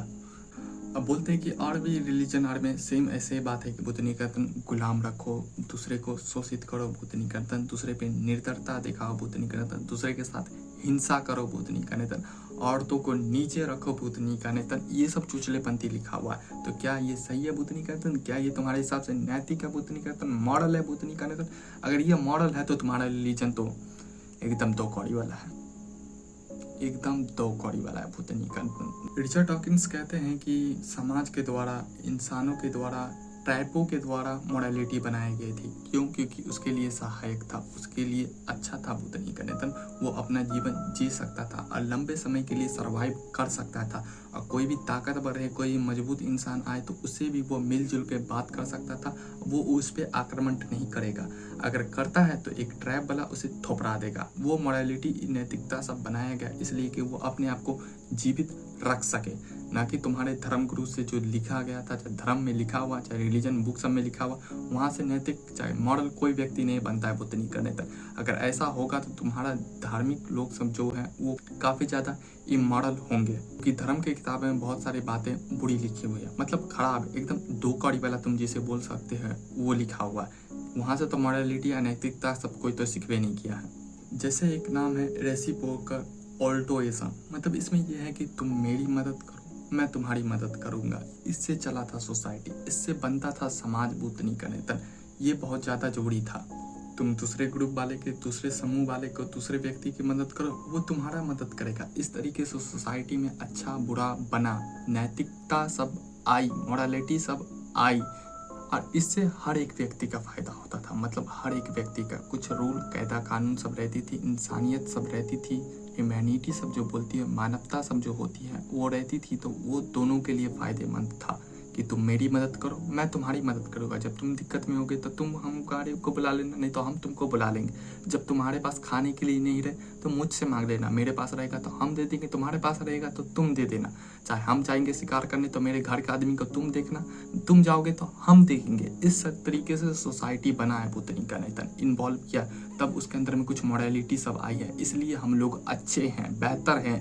दूसरा यही है कि भूतनी के अंदर इसी में कि अपनी परिवार की रक्षा करना, अपने सदस्यों की रक्षा करना, अपने समूह की रक्षा करना सबसे ज़्यादा जरूरी है कि अपने परिवार, माता पिता, भाई बहन, बच्चा उच्चा, टिनिया पुटिया जो भी है उसकी रक्षा करना। ये हर एक इंसान में पाया जाता है भूतनी का नेतन, उसके जीन्स में बसा होता है हर अपने परिवार की रक्षा करना। इसके कारण भी मोरालिटी, अनैतिकता सब बनी। जैसे जैसे वो समाज इन्वॉल्व होते गया, बढ़ते गया, बड़ा बनते गया, तो वो अपने हिसाब से और भी रूल, कायदा, कानून सब बनाए। जैसे कि बनाए कि चोरी नहीं करना है, झूठ नहीं बोलना है, दूसरे का खाना छीन के नहीं खा जाने का है, मारपीट नहीं करना है भूतनी का नेतन, ये सब बनाया। क्यों? क्योंकि हम ज़्यादा देर तक सर्वाइव कर सके और जो कमज़ोर रहे वो जीवित रह सके भूतनी का नेतन। झूठ बोलना एक दो कौड़ी वाली बात है, इससे दूसरा कोई व्यक्ति मारा जा सकता है। अगर कोई जंगल में रहता है भूतनी का नेतन, कोई बोल दे उधर शेर नहीं है, कोई चला जाए व्यक्ति मारा जाएगा। तो ये झूठ नहीं बोलना है, वहाँ से आता है। चाहे चोरी नहीं करना है भूतनी का नेतन, कि दूसरा कोई का खाना रखा हुआ है तुम जाके खा लिए भूतनी का नेतन, ऐसा नहीं करना है। वहाँ से मोरालिटी सब नहीं चाहिए। हिंसा नहीं करना है, तुम ताकतवर हो, तुम बलवान हो भूतनी का नेतन, तो किसी को मारपीट करके भूतनी का बुला के खाना उना नहीं छीड़ दो। जैसे कि एक एग्जाम्पल लेना हो, एक तो कहानी था कि पुराने समय में जब ट्राइब में रहते थे, समूह में रहते थे लोग सब, तो जो ताकतवर रहता था, जो एकदम बलशाली सब रहता था, भूतनी करते, जैसे जिम वाला सब तुम ले सकते हो कि भूतनी करना तुम्हारा मुंह कान फुला देंगे। जो कमजोर रहता था तो उसको मारने जाता था। तो वहाँ पे मोरालिटी ये बनाई जाती थी कि नैतिकता कि सब समूह बना लेता था भूतनी का नेतन। एक ऐसा कानून सब बनाते थे कि देखता था कि वो आ रहा है फिर से खाना छीनने के लिए, तो उसे मार मार के भूतनी का नेतन गोला मार मार के खत्म कर दिया जाता था। वहाँ से मोरालिटी सब बनती है, नैतिकता सब। हम क्यों अच्छे हैं ये दिखाता कि समूह में जैसे कोई एगो ज़्यादा अल्फा बनने का कोशिश किया भूतनी करता, सब अल्फागिरी निकाल दिया उसका, ख़त्म में कर दो साले को। तो वहाँ से आता है मोरालिटी, अनैतिकता, इसलिए हम अच्छे हैं। तो एक सवाल उठ के आता है कि क्या धर्म के बिना भी लोग नैतिक रह सकते हैं? तो रिचर्ड डॉकिंस कहते हैं कि धर्म से अगर नैतिकता अभी आती भी है तो अच्छी बात है, वहाँ से भी सीख सकते हो तुम। लेकिन अगर तुम किसी डर से हो भूतनी का नेतन, या किसी लालच से नैतिक हो, तो उससे अच्छा नास्तिक व्यक्ति है भूतनी का नेतन। कि अगर हुआ चले जाएंगे, हूड़े मिलेगा, पड़िए सब मिलेगा, मजे आ जाएगा, दारू पे दारू मिलेगा, बोतल पे बोतल चलेगा भूतनी का नेतन, नहाने का मौका मिलेगा, सूतने का मौका मिलेगा, उठने का मौका मिलेगा। लालच से हो भूतनी का नेतन, चाहे डर से हो भूतनी का नेतन, तेल में फ्राई होगा, काटा जाएगा, फाटा जाएगा, चीरा जाएगा, मारा जाएगा। अगर इसके कारण तुम नैतिक मॉडल होने की बात करते हो तब तो तुम दो कौड़ी वाले व्यक्ति, उससे अच्छा तो नास्तिक व्यक्ति है। नैतिक का मतलब सीधा सीधी रिचर्ड डॉकिंस बताते हैं कि तुम इस समाज के हिसाब से, इस सोसाइटी के हिसाब से अपने मॉरल इथिकल वैल्यू को सेट करो, ना कि किसी ऊपर वाले की वजह से या किसी डर के कारण से। इस चैप्टर का सीधा सीधी मैसेज लिया जाए या कोड मैसेज लिया जाए तो नैतिकता जो है, जो मॉरलिटी सब जो है, वो इंसानी प्रक्रिया सब है, मानव प्रक्रिया से बुद्ध नहीं करने, इंसान उसे खुद बनाए अपने सहायता अनुसार कि हाँ मुझे क्या मदद करेगा, मेरे लिए क्या अच्छा हो सकता है, चाहे मेरे समाज के लिए, चाहे मेरे ग्रुप के लिए क्या अच्छा हो सकता है। हम लोग इसीलिए अच्छे कि हम लोग एक दूसरे का मदद करते हैं, इसलिए भी अच्छे। अगर तुम मॉडल इसलिए हो कि गॉड चाहे ईश्वर चाहे उसके डर की वजह से वो बुद्ध नहीं करते, तुम मॉडल नहीं हो, तुम अच्छे व्यक्ति नहीं हो, उससे अच्छा नास्तिक है। 7वां चैप्टर है the good book and the changing model चेजिस्टिक, शायद सही से बोल नहीं पा रहे हो तो देख लेना, यानी पवित्र ग्रंथ और बदलती चेतना। इसमें बात करते हैं कि नैतिकता सब जो है, जो मॉरलिटी सब जो है, क्या वो धर्म ही से आता है। स्पेशली इस पे बात करते हैं एकदम कि क्या धर्म से नैतिक मौल्य सब आता है, गॉड से बनाया गया है या केवल चोचलेपंती है। धर्म का जो बुक सब है उससे क्या आता है, मेरी मॉरलिटी अच्छा क्या है, खराब क्या है, हमको क्या करना चाहिए चाहे नहीं करना चाहिए, चाहे जो हम कर रहे हैं वो धर्म के वजह से कर रहे हैं, धर्म के बुकों के वजह से कर रहे हैं, उसकी किताब ग्रंथ सब जो उसके वजह से कर रहे हैं, उसी पे इस चैप्टर में चर्चा करेंगे। रिचर्ड डॉकिंस कहते हैं कि हमारी जो मॉरलिटी सब जो होती है, जो नैतिकता सब जो होती है, सही गलत की जो समझ होती है वो बदलती रहती है, समय के धारा के साथ बदलती रहती है। 500 साल पहले कुछ था, 2000 साल पहले कुछ था और अभी कुछ है। लेकिन धर्म का जो किताब सब जो होता है, जो बुक सब जो होता है, जो भी ग्रंथ सब जो होता है वो नहीं बदलता है, वो सेम में चलते आ रहा है। बुद्धनी कंथन वही मानते चलते आ रहा है। सही गलत पहले कुछ और था, बुद्धनी कंथन अभी कुछ और मानते आ रहा है। पहले रास्ता इधर था लेकिन अब रास्ता इधर हो गया, लेकिन ग्रंथ सब जो है वो अब ये इधर जा रहा है बुद्धनी कंथन, लेकिन रास्ता इधर है। बदलते रहता है, मॉरलिटी नैतिकता सब जो है वो बदलते रहती है, लेकिन धर्म ग्रंथ सब जो है वो स्थित रहता है। बुद्धनी कंथन एक ही जगह रुका रहता है, बुद्धनी कंथन वो चेंज नहीं होता। जैसे कि रिचर्ड डॉकिंस कहते हैं कि बाइबल हो गया, कुरान हो गया, वेद हो गया, उसमें बहुत सारी बातें ऐसी लिखी हैं जो आज के समाज के हिसाब से, आज के सोसाइटी के हिसाब से सही नहीं है, बहुत ही ज़्यादा गलत है। बुद्धनी कंथन 180 डिग्री गलत है, लेकिन लोग सब उसे आज भी सही मानते हैं, आज भी उस पर सूते हुए हैं। बहुत सारे व्यक्ति ऐसे भी होते हैं जो धर्म के कुछ कुछ चीज़ों को मानते हैं, बुद्धनी कंथन कुछ कुछ चीज़ को, सब चीज़ को नहीं मानते हैं। बुद्धनी कंथन वो किताब जो लिखा हुआ है उसका हर एक चीज़ नहीं मानेंगे, कुछ कुछ चीज़ को मानते हैं। तो क्या ये धार्मिक व्यक्ति है जो केवल अपने फायदे के लिए जो चीज़ हुआ उठा लिया, नहीं सब कुछ हो पर वो करते हैं बुद्धनी कंथन। जैसे कि एग्जाम्पल देते हैं बाइबल का, जैसे कि बाइबल में लिखा हुआ है स्लेवरी, गुलामी। बुद्धनी कंथन गुलाम रख सकते हो तुम, किसी व्यक्ति को तुम आजीवन गुलाम बना सकते हो। किसी व्यक्ति को उठाओ बुद्धनी कंथन, वो जीवन भर तुम्हारा गुलाम रहेगा, उसका पीढ़ी आने वाला भी है वो भी गुलाम रहेगा, वो भी तुम्हारा सेवा करेगा। जैसे कि उसमें लिखा हुआ था ये भी कि यहूदी को उठाओ बुद्धनी कंथन, उसे गुलाम बना और जीवन भर उसे गुलाम बनाए रखो। तो क्या ये सही है बुद्धनी कंथन? आज के हिसाब से सही है किसी को गुलाम रखना? आज के ज़्यादातर कंट्री में बुद्धनी कंथन एक तरीके से सब कंट्री में गुलाम को दोषी दिया जाता है। बुद्धनी कंथन अगर तुम गुलाम रखते हो तो तुम्हें सज़ा सुनाई जाएगी, गुलाम को नकारा जाता है। बुद्धनी कंथन गुलामी को नकारा जाता है, अगर तुम करते हो ऐसा तो बड़का बड़का केस लगेगा तुम पे। तो क्या ये धार्मिक बुक जो है, जो धर्म ग्रंथ में लिखा हुआ है, तो क्या वो सही है? वहाँ से मॉरलिटी अगर हम सीखते तो ये सीखते कि बुद्धनी कंथन गुलाम बनाओ तुम, तो क्या ये सही है? बताओ तुम। और दूसरा पॉइंट है कि महिलाओं का, मतलब हर एक धर्म में तुम पाओ जाओगे, हर एक रिलीजन में तुम पाओगे कि धर्म में रिलीजन को बहुत ही ज़्यादा निचले स्तर का माना जाता है, बहुत ही ज़्यादा दो कौड़ी वाला माना जाता है। कितना धर्म में तो बताया जाता है कि तुम जितना स्त्री से दूरी बना लोगे उतना बेहतर रहेगा बुद्धनी कंथन, वो तो एक तरीके से पाप है बुद्धनी कंथन। स्वर्ग और जन्नत के जाने में रो रहा है बुद्धनी कंथन, उससे तुम जितना दूरी रख सको रखो, और उसको जितना नीचे दबा के रख सको बुद्धनी कंथन रखो।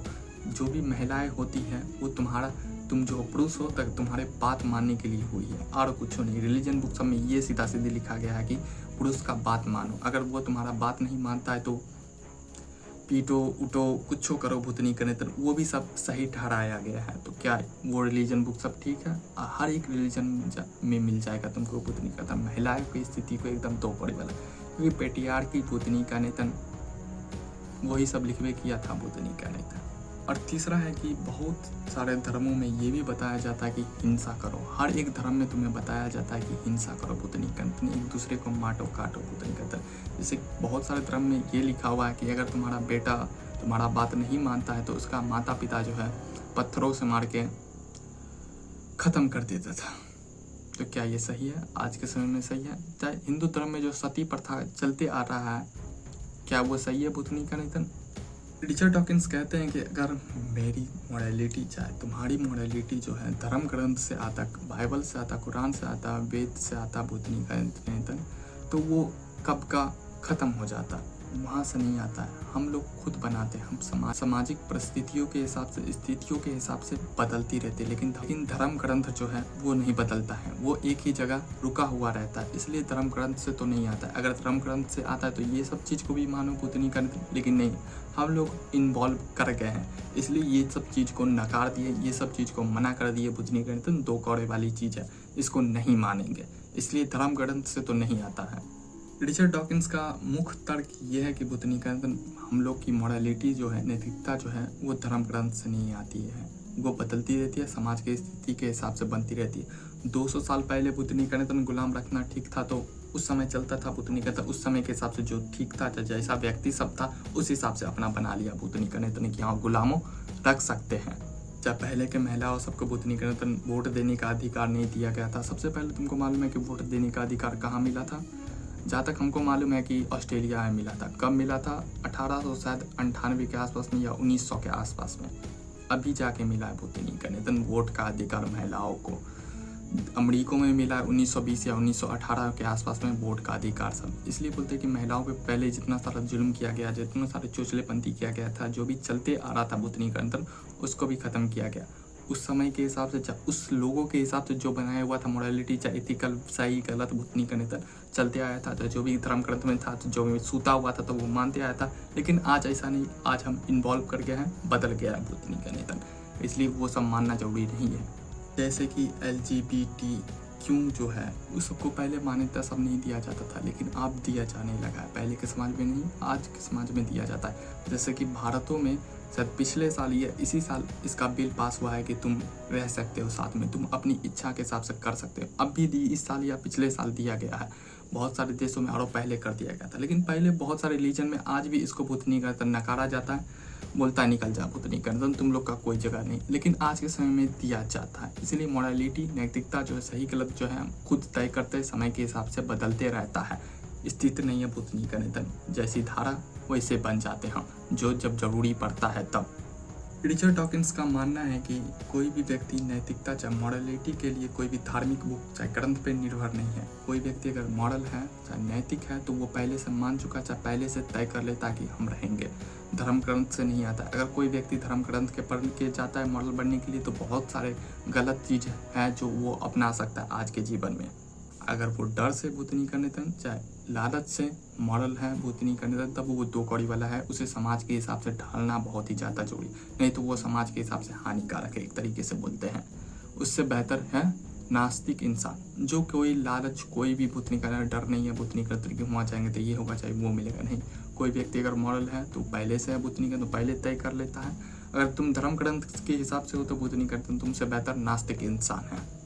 इस चैप्टर का लास्ट मैसेज लिया जाए, तो कोड मैसेज लिया जाए, तो सीधा सीधी बोलते हैं रिचर्ड डॉकिंस की धर्म से, चाहे धर्म ग्रंथ से नहीं आता है मेरी मॉरलिटी, चाहे तुम्हारी मॉरलिटी, चाहे नैतिकता, सब समाज के परिस्थिति के हिसाब से, स्थिति के हिसाब से, चाहे सोसाइटी खुद बनाता है कि मेरे लिए क्या सही है, चाहे क्या खराब है। तुम खुद अच्छे होगे, चाहे तुम अपना खुद अच्छा चाहते होगे, चाहे अपने परिवार का अच्छा चाहते हो, उस हिसाब से मॉरलिटी, नैतिकता सब बनती है, ना कि कोई भी धर्म ग्रंथ जो है उसके द्वारा तुम मॉरल चाहे इथिकल बनते हो। धर्म ग्रंथ में बहुत सारी खराब बातें भी है, बहुत सारी अच्छी बातें भी है, लेकिन वो आज के हिसाब से सही नहीं। बुत नहीं करते उसे चेंज किया जा सकता है, लेकिन लोग करते नहीं। बुत नहीं करते बोलते कि यही तो परम सत्य है, तो इसलिए ग्रंथ से नहीं आता है मॉरलिटी। चैप्टर नंबर 8 है what's wrong with religion, why be so hostile. धर्म में क्या गलत है, इसकी आलोचना करना क्यों जरूरी है। धर्म केवल व्यक्तिगत आस्था का रूप नहीं है, चाहे विषय नहीं है, ये समाज पे भी गहरा असर डालता है, और क्या इसकी आलोचना करना जरूरी है, इसी पे बात करेंगे इस चैप्टर में। डॉकिंस कहते हैं कि धर्म केवल पूजा पाठ, चाहे प्रार्थना, चाहे नमाज, चाहे प्रेयर करने का विषय नहीं है, चाहे चीज़ नहीं है। ये समाजों पे भी गहरा असर डालता है, राजनीतिक पे, सोसाइटी पे, मेंटल कंडीशन आर पे भी, मानसिक स्थिति आर पे भी गहरा प्रभाव छोड़ता है। कभी अच्छा तो कभी खराब, लेकिन छोड़ता जरूर है। केवल पूजा पाठ तक सीमित नहीं है भूतनी का नहीं था, चाहे प्रार्थना करने तक सीमित नहीं है, ये राजनीतिक आर तक भी एकदम घुसा पड़ा हुआ है। सबसे पहला पॉइंट डॉकिंस कहते हैं कि तुम अगर धर्म पे बात करते हो, चाहे धर्म की आलोचना करते हो, चाहे उसमें सही गलत बताते हो, तो लोग सब सोचता है कि उसके व्यक्ति पे उस पे हमला कर रहे हो। सबसे पहला पॉइंट ये कहते हैं कि धर्म की अगर तुम आलोचना करते हो तो वो व्यक्तिगत समझने लगता है, वो तुम पे वार करने लगता है। जैसे कि एग्जाम्पल देते हैं डॉकिंस की, तुम अगर राजनीतिक आर पे चर्चा करते हो, चाहे उसकी आलोचना करते हो, क्रिटिसाइज करते हो भूतनी का नेता, तो लोग सब उतना नहीं लेगा, भूतनी का नेता उतना पर्सनल नहीं लेता है, बोलता है कि हाँ करो भूतनी का नेता, अच्छा खराब तुम चर्चा करो। अगर तुम विज्ञान पे चर्चा करते हो भूतनी का नेता, उसी क्रिटिसाइज करते हो, तो हाँ वो भी चलता है भूतनी का, उसके भी अच्छे खराब पहलू पे बात करते हो, उसकी क्रिटिसाइज कर सकते हो, उसकी आलोचना कर सकते हो कि राजनीतिक कौन सा अच्छा काम किया है, कौन सा खराब काम किया है, किधर दंगा हुआ, किधर मारपीट हुआ, वो सब को लेकर, चाहे विज्ञान में कौन सा नया सब खोज हुआ है, उस पर तर्क सब डाल सकते हो, रीजन सब डाल सकते हो।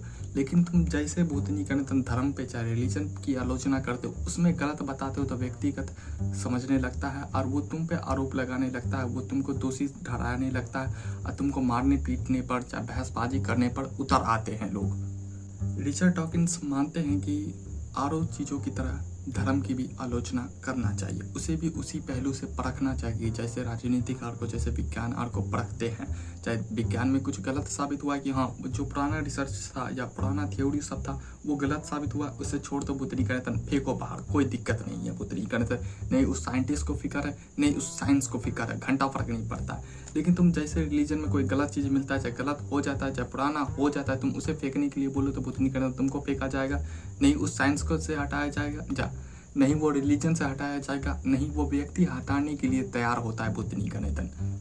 अब डॉकिंस धर्म के नकारात्मक पहलू पे बताते हैं, नेगेटिव चीज़ के बारे में बताते हैं। जैसे कहते हैं कि धर्म में बहुत सारे चीज़ें कमी है, अब बहुत ही ज़्यादा खराब है, बहुत ही ज़्यादा नेगेटिव चीज़ सब। जैसे पहला एग्जांपल देते हैं युद्ध आर का, हिंसा सब, वार सब जो होता है भूतनी का नेता, मारपीट पर करके क्या वो ख़त्म करवा दो, मेरा बेस्ट, मेरा बेहतर कर करके चिल्ला के कुत्ता की तरह भौंक के क्या को ख़त्म करवा दो, चाहे ख़त्म कर दो भूतनी का नेता। वो सब चुचलेपंथी काफ़ी ज़्यादा पाया जाता है धर्म में। दूसरा पॉइंट रखते हैं बच्चों के साथ दुर्व्यवहार, इसके अगले चैप्टर में भी डिस्कस करेंगे, लेकिन इसमें भी है कि बच्चों के साथ बहुत ही ज़्यादा दुर्व्यवहार सब होता है, उससे काफ़ी ज़्यादा मजदूरी सब किया जाता है, उसको बचपन ही में ही भूतनी का नेता शोषित कर दिया जाता है, एक चीज़ डाल दिया जाता है कि तुम इस ग्रुप के हो बेटा, तुम इस ग्रुप के हो, ये सब चुचलेपंथी उसे बचपन से ही डाला जाता है और उसे शोषित किया जाता है, उसे मजदूरी करवाया जाता है भूतनी का नेता, चाहे वो मंदिर में हो, चाहे वो मस्जिद में हो, चाहे कोई और काम हो भूतनी का नेता, ये सब बच्चों के साथ काफ़ी ज़्यादा किया जाता है। ये दूसरा। तीसरा है सुपरस्टिशन, मतलब सूडो साइंस भूतनी का नेता इलॉजिकल बात सब करता रहता है कि हाँ ये कर लोगे तो ये हो जाएगा, ये खा लोगे तो ये हो जाएगा, ये पी लोगे तो ये हो जाएगा भूतनी का नेता। सूडो साइंस को काफ़ी ज़्यादा बढ़ावा देते हैं, इसमें काफ़ी ज़्यादा लोग मारे जाते हैं, उसे रहता है कुछ बीमारी, कुछ दवा खाते रहते मारे जाते हैं भूतनी का नेता, पता नहीं चलता। गलत नॉलेज को काफ़ी ज़्यादा फैलाया जाता है। अगर कोई बीमार पड़ता है तो बोलता है कि ऊपर वाला जो है उसके द्वारा हुआ है, चाहे तुम जो पाप किए होगे पिछले जन्म का, चाहे ई जन्म में, उसके कारण से तुम बीमार हुए। लेकिन साइंस क्या बोलता है भूतनी का नेता, बैक्टीरिया कीटाणु फैलाना डिमकाना से तुमको बीमारी होता। लेकिन धर्म जो है वो बोलता है कि पाप है भूतनी का नेता, बुरे कर्मों का फल है। अगला पॉइंट रखते, नहीं पता क्या पॉइंट है, कि बोलते हैं कि मृत्यु दंड भूतनी का नेता, बोलते हैं कि बहुत सारे ऐसे रिलीजन में लिखा हुआ है कि तुम जला दो उसे, चाहे पत्थर मार के ख़त्म कर दो। कितने सारे रिलीजन आज भी कर रहे हैं, इसके कारण भी बहुत ही ज़्यादा दुर्व्यवहार होता है, समाज पे शोषित किया जाता है। दो कौड़ी वाली बात है भूतनी का नेता, ये आज भी तुम लोगों को कैसे तैसे मार देते हो, चाहे पत्थर से मारो, चाहे जलाने की परंपरा सब जो चलते आ रही है भूतनी का नेता रिलीजन में, ये अभी भी कम नहीं हुआ कितना जगह, पहले काफ़ी ज़्यादा था लेकिन आज भी ये चलते आ रहा है, आज भी लोग सब करते जा रहे हैं। तो मॉडलिटी जो है, जो नैतिकता जो है वो धर्म से आती है। देख लो भूतनी का नेता, पीछे बात किए थे इसमें, देख लो। अगला पॉइंट रखते हैं फिर से कि स्लेवरी मतलब गुलामी को सही ठहराया जाता है बुद्धनी का नेतन कि हाँ गुलाम रख सकते हो तुम, उसे शोषित कर सकते हो, उसे जिस तरीके से हो सके उस तरीके से उपयोग कर सकते हो, एक प्रोडक्ट की तरह बुद्धनी का नेतन उपयोग कर सकते हो, मरवा लो उसके साथ बुद्धनी का नेतन, कुछ कर लो बुद्धनी का नेतन, एक तरीके से गुलाम बना सकते हो तुम। कहाँ गया मॉडलिटी तुम्हारी। एक सवाल उठेगा फिर से कि क्या धर्म के बिना क्या लोग नैतिक हो सकते हैं, तो रिचर्ड डॉकिंस कहते हैं कि हाँ बिल्कुल हो सकते हैं बुद्धनी का नेतन, धर्म के बिना और भी काफ़ी ज़्यादा लोग नैतिक हो सकते हैं बुद्धनी का नेतन। जब वो धर्म में विश्वास नहीं करेंगे, किसी रिलीजन को फॉलो नहीं करते रहेंगे बुद्धनी का नेतन, तो वो काफ़ी ज़्यादा और भी अच्छे व्यक्ति होंगे। वो प्रमाण को, लॉजिक को, तर्क सबको काफ़ी ज़्यादा उपयोग करेंगे, उसका इस्तेमाल करेंगे, तो वो और बेहतर इंसान बनेंगे और लॉजिकल इंसान बनेंगे और बेहतर इंसान बनेंगे बुद्धनी का नेता। न कि कोई किताब में लिखा हुआ रहेगा तो उसके फॉलो करते चले आ रहा है, नहीं कोई लॉजिक उपयोग कर रहा है, नहीं कोई प्रमाण मांग रहा है बुद्धनी का नेता, गलत है तो उसे ख़त्म भी नहीं कर रहा है, बस चलते आ रहा है। तो अगर धर्म के बिना भी लोग काफ़ी ज़्यादा नैतिक मॉरल हो सकते हैं और भी बेहतर इंसान बन सकता है वो। तो इस चैप्टर का कोर मैसेज लेना हो तो सीधा सीधी बोलते हैं कि बुद्धनी का नेतन धर्म कोई अच्छा चीज़ नहीं है, बुद्धनी का नेतन धर्म से मॉरलिटी नहीं आती, धर्म में बहुत सारी चीज़ गलत है। रिलीजन जो है वो केवल बुद्धनी का नेतन पूजा पाठ करने वाला सिस्टम सब नहीं है, लोगों पे गहरा प्रभाव सब डालता है, मारपीट सब होता है, उनसे मानसिक रूप से भी काफ़ी ज़्यादा वीक करता है बुद्धनी का नेतन, वो कुछ कर नहीं पाता, उसी को फॉलो करते रहता है, नैतिकता मॉरलिटी जो है उसको फॉलो करता रहता है, सूडो साइंस सबको फैलाते रहता है बुद्धनी का नेतन। जब तुम इस सब से ऊपर उठ जाओगे तब सूडो साइंस भी कम फैलाओगे, अंधविश्वास भी कम रहेगा बुद्धनी का नेतन, इसलिए धर्म उतना बेहतर नहीं है। हर एक चीज़ को लॉजिक तर्क के जरिए से उसकी कसौटी पे रखो बुद्धनी का नेतन, लॉजिक तर्क के कसौटी पे रखो, उसके बाद किसी भी चीज़ को मानो, अंधा विश्वास मत करो बुद्धनी का नेतन।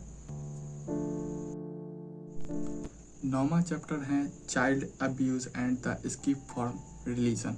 इस चैप्टर में खासकर बात किया जाएगा बच्चा के ऊपर में। ये काफ़ी ज़्यादा इंपॉर्टेंट है कि किसी भी बच्चा को बुद्धनी का नेतन बचपन ही से सिखा दिया जाता है कि तुम इसको फॉलो करो, इसको फॉलो नहीं करो, ये चीज़ करो, ये चीज़ नहीं करो, उस पर कितना शोषित किया जाता है, उसको कितना मेंटली रूप से वीक कर दिया जाता है, कितना उसको कंडीशन कर दिया जाता है एक ही चीज़ से, एक ही आइडियोलॉजी से, नहीं वो सोच पाता, नहीं वो अपने आप को बेहतर कर पाते, उस पर बात करेंगे सीधा सीधी ये है।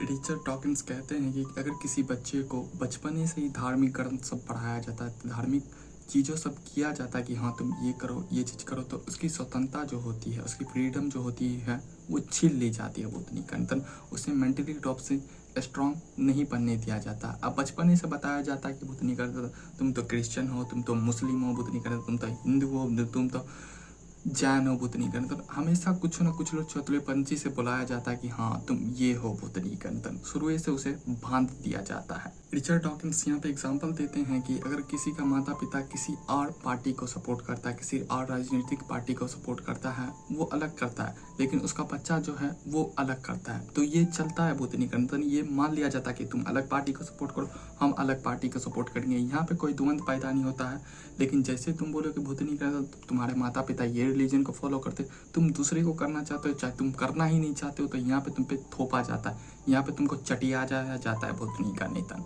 इसलिए बच्चे को सोचने समझने देना चाहिए, अपने हिसाब से करने देना चाहिए कि बुद्धनी का नेतन, उसे आज़ाद छोड़ दो, उसे जो अच्छा लगे, उसे जो बेहतर लगे, उसे जो लॉजिकल लगे वो अपने हिसाब से करेगा, ना कि उसे बचपन से एक धारा में डाल दो बुद्धनी का नेतन, एक बोतल में डाल दो बुद्धनी का नेतन, एक ही ग्रुप से डाल दो कि इससे आगे तुम नहीं जा सकते, इससे बेहतर तुम बन ही नहीं सकते, इसके सिवा तुम कुछ कर ही नहीं सकते बुद्धनी का नेतन, ये बचपन से नहीं करना चाहिए। यहाँ पे रिचर्ड डॉकिंस एक एग्जाम्पल देखते हैं, एक रियल लाइफ एग्जाम्पल देते हैं, बोलते कि क्रिश्चियन धर्म में एक कैथलिक होता है, पॉजिटिव होता है बुद्धनी का। कैथलिक जो है वो काफ़ी ज़्यादा पुराना एक तरीके से कास्ट बोल सकते हो, कैथलिक कास्ट बुद्धनी का, जैसे इंडिया सब में कास्ट का चतुलेपंथी होता है, वैसे क्रिश्चियन में कैथलिक कास्ट का एक वो है, वो काफ़ी ज़्यादा पुराना है। उसमें एक लेडीज़ रहती थी, बचपन में उसको बताया जाता था कि ये मत करो, ये मत करो, उसको काफ़ी ज़्यादा बचपन से सीमित कर दिया जाता, दोषी ठहराया जाता था कि अगर तुम कुछ गलत करते हो तो ऊपर वाला देखता है, उसके बाद तुम नरक में जाओगे, उसके बाद तुमको ये किया जाएगा, जो भी नरक का प्रक्रिया सब होता है बुद्धनी का नेतन, काट पाट कुछ जो होता है बुद्धनी का नेतन वो सब होगा। इसके कारण उसके मानसिक रूप से काफ़ी ज़्यादा इम्पैक्ट कर दिया। आगे जाके वो कुछ नया नहीं कर पाए और कुछ भी करती थी तो हमेशा वो ध्यान रखे रहती थी ऊपर वाले का, और ऊपर में क्या, वो भी नरक का ख्याल रखे रहती थी कि अगर हम कुछ गलत कर दिए, चाहे कुछ गलत हो गया तो ऊपर वाले को पसंद नहीं आया तो वो हमको वो कर देगा, चाहे ऐसा कर देगा, चाहे नरक में डाल देगा, चाहे हेल में डाल देगा, भूतनी का नहीं था।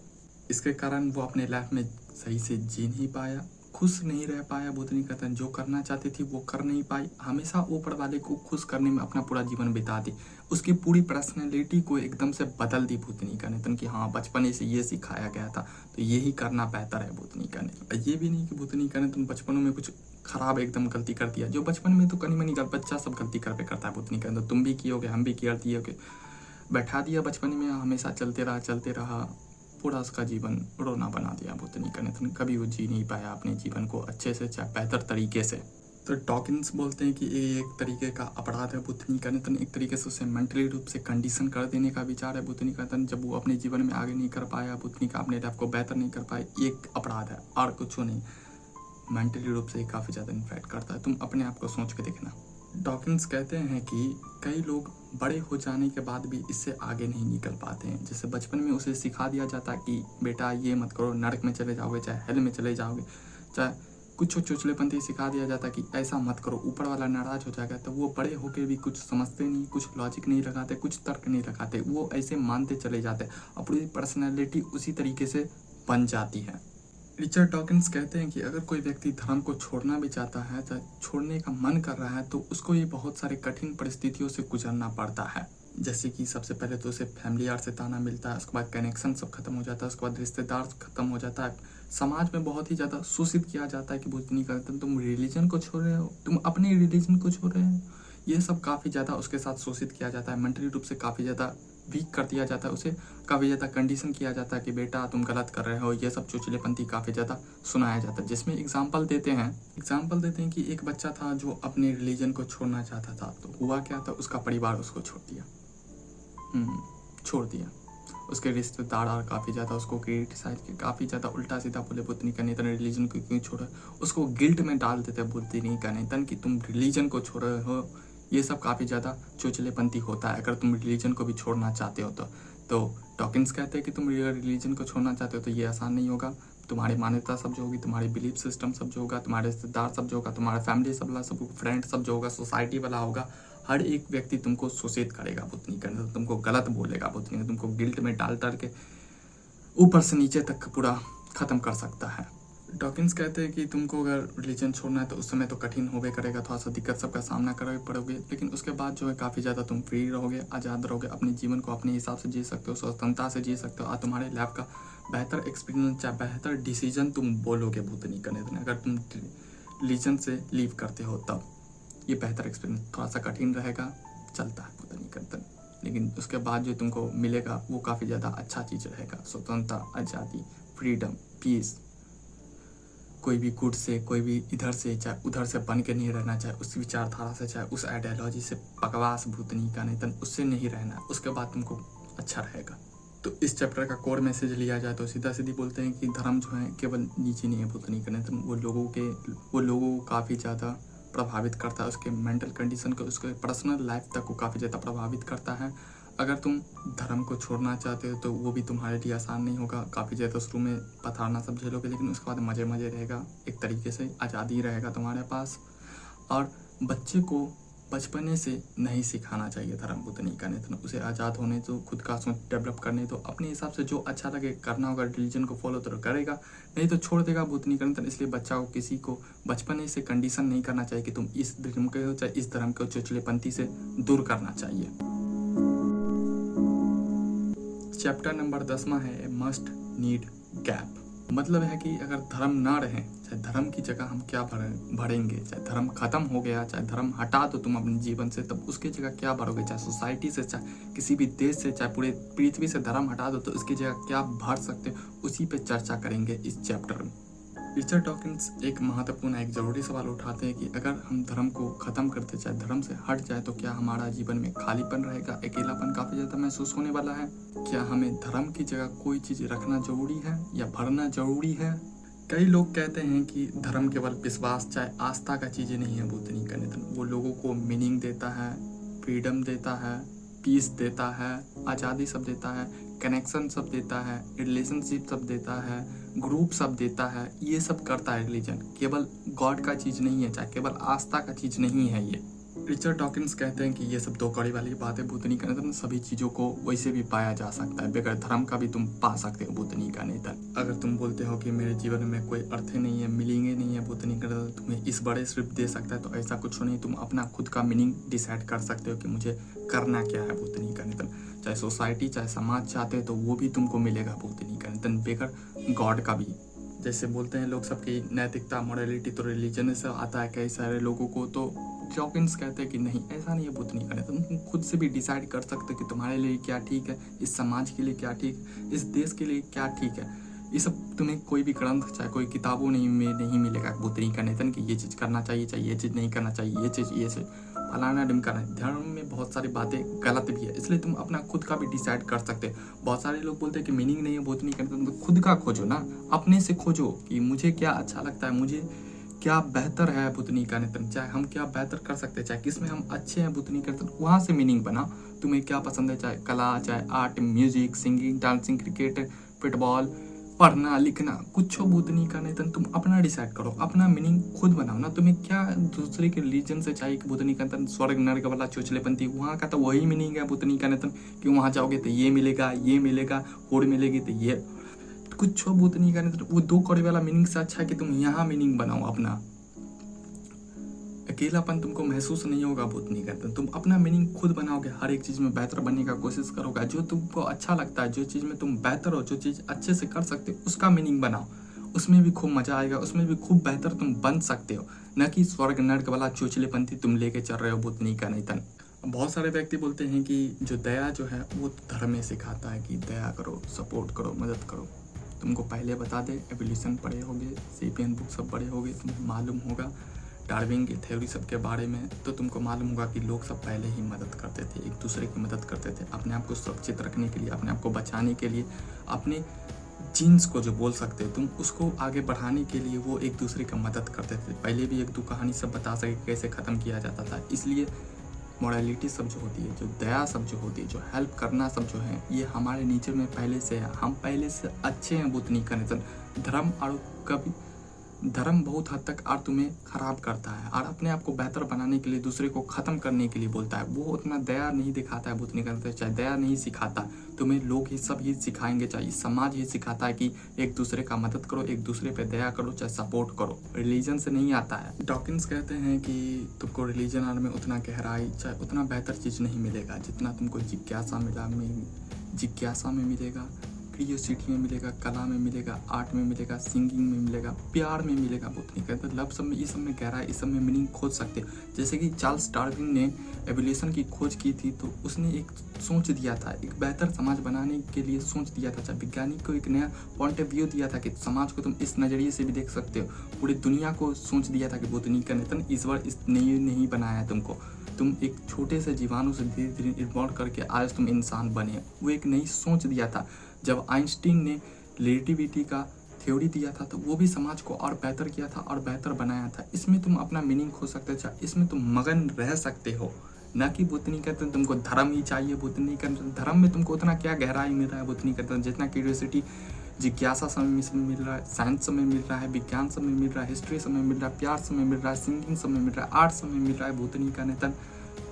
उस सबसे ज़्यादा तुमको मिल सकता है रिलीजन में भूतनी का निधन। वही दो कौड़ी वाली बातें करता रहता है भूतनी का निधन, जाके स्वर्ग नर्क पे खत्म हो जाएगा चुचलेपंथी भूतनी का निधन। एक दूसरे को मारो काटो भूतनी का निधन, झुट्टो का अंधविश्वास सब फैलाओ भूतनी का निधन, हमेशा अपने आप को बेहतर दिखाओ भूतनी का निधन। ये सब चोचलेपंथी है, चूचलेपंथी। इसलिए हमें ईश्वर पे निर्भर होने की कोई ज़रूरत नहीं है भूतनी का निधन। और अगला पॉइंट फिर से बताता है कि समूह देता है भूतनी का निधन, एकजुट देता है, जब ग्रुप देता है भूतनी का निधन। धर्म तो हमें ये करता है। तो फिर से दो कौड़ी वाली बात है, पढ़ भी रहे तो हमको पहले ही याद आ गया था कि जैसे धर्म वाला सब बोलता है कि मस्जिद में जाते हैं तो केवल वहाँ प्रार्थना के लिए नहीं जाते लोग, सब एक दूसरे से बात करने के लिए जाते हैं, मिलजुल भी रहते हैं, जो बात रियलिटी है भूतनी का निधन। चाहे मस्जिद में जाते हैं तब, चाहे गुरुद्वारा में जाते तब, चाहे चर्च में जाते तब, केवल वहाँ पे प्रार्थना नहीं करने जाता, बकवास भी करने जाता है भूतनी का निधन, मिलने जुलने भी जाता है। तो वैसा जुट कहाँ से देगा, चाहे ग्रुप कहाँ से देगा। तो डॉकिंस कहते हैं कि फिर से भूतनी कंसर्न तुम लोग दो कौड़ी वाले बात करते हो, यहाँ पे तुम कला का भी ग्रुप सब बना सकते हो, आर्ट सब का भी ग्रुप सब बना सकते हो, सिंगिंग सब का भी ग्रुप सब होता है। भूतनी कहते हैं वहाँ पे जाके मिलो, उसे सेलिब्रेट करो भूतनी का, नहीं तो वहाँ पे मिल के बात करो। साइंस सब का जब खोज सब होता है वहाँ पे सेलिब्रेट करो, वहाँ पे समूह सब बनाओ, उस हिसाब से अपना समूह सब बनाओ। तो क्या ये बकवास है कि भूतनी कहता है चर्चे में जाके तुमको करना मस्जिदे में मिलेगा, ऐसा कुछ नहीं है। ये सब दो कौड़ी वाले बात है। दिमाग को थोड़ा सा अपना खोलो और दो कौड़ी वाली चीज़ों से थोड़ा सा ऊपर उठो, अपनी तर्क क्षमता को और बेहतर करो, लॉजिक को। और डॉकिंस कहते हैं कि कोई भी धर्म को फॉलो करना चाहे, धर्म को मानना कोई भी जरूरी नहीं है, एक जरा भी जरूरी नहीं है। कहते हैं बुद्ध कहते बोलते हैं कि धर्म के बिना भी तुम अपना जीवन को और बेहतर तरीके से खुशहाली के साथ मजे के साथ जी सकते हो और भी अच्छा जीवन जी सकते हो। ये थेथोलॉजी मत करना, अच्छा चिपकाने की कोशिश मत करना कि धर्म से सब कुछ मिलता है, धर्म से तुमको मिलेगा, नहीं। बहुत सारी कमी है। इंसान ने इस दुनिया को और बेहतर बनाया है, चाहे अच्छा बनाया है, चाहे आने वाले समय में भी इंसान अच्छा बनाएगा, समूह अच्छा बनाए, कोई भी धर्म नहीं बनाएगा भूतनी का नेतन, कोई भी धर्म नहीं बनाने वाला, ये लिख के ले लो। जहाँ तक कि तुम रिसर्च आर्ट भी देखने जाओगे, डाटा आर्ट को भी देखने जाओगे, जहाँ पे नास्तिक लोग काफ़ी ज़्यादा पाया जाता है, जैसे नॉर्वे, स्वीडन, डेनमार्क में, वहाँ के देश काफ़ी ज़्यादा और फलते फूलते हैं, वहाँ के लोग सब भी और काफ़ी ज़्यादा खुश रहते हैं। तो ये चुचलेपंथी कभी मत अपनाना। तो इस चैप्टर का कोर मैसेज का बात किया जाए तो धर्म के बिना भी तुम जी सकते हो और भी खुशहाल जीवन जी सकते हो भूतनी के अंदर। धर्म अनिवार्य नहीं है कि तुम्हें उसे फॉलो करना है, चाहे उसे अपनाना है, उसके बिना भी जीवन तुम्हारा अच्छा होगा, खुशहाल होगा, बेहतर से जी सकते हो। इसलिए थेथोलॉजी मत अपनाना। जैसा कि बताए थे कि गॉड और रिलीजन से जितनी भी रिलेटिव बात हो सकती है, जितने उसके आगे पीछे बात हो सकता है, उस हर पॉइंट पे बात की भूतनी का। 10 चैप्टर कंप्लीट हो गया। अगर तुम्हें ये वीडियो अच्छा लगा है तो लाइक भी कर सकते हो, उम्मीद करता है तुम्हें अच्छा लगा होगा, तो लाइक कर सकते हो। और मेरी बातें कुछ अच्छी लगी हो, ख़राब लगी हो, चाहे तुम्हारा कुछ और ओपिनियन है तो कमेंट बॉक्स में बताना, कमेंट बॉक्स में। और तुम इस चैनल को सब्सक्राइब भी कर सकते हो इस तरीके का कंटेंट आने के लिए। साइंस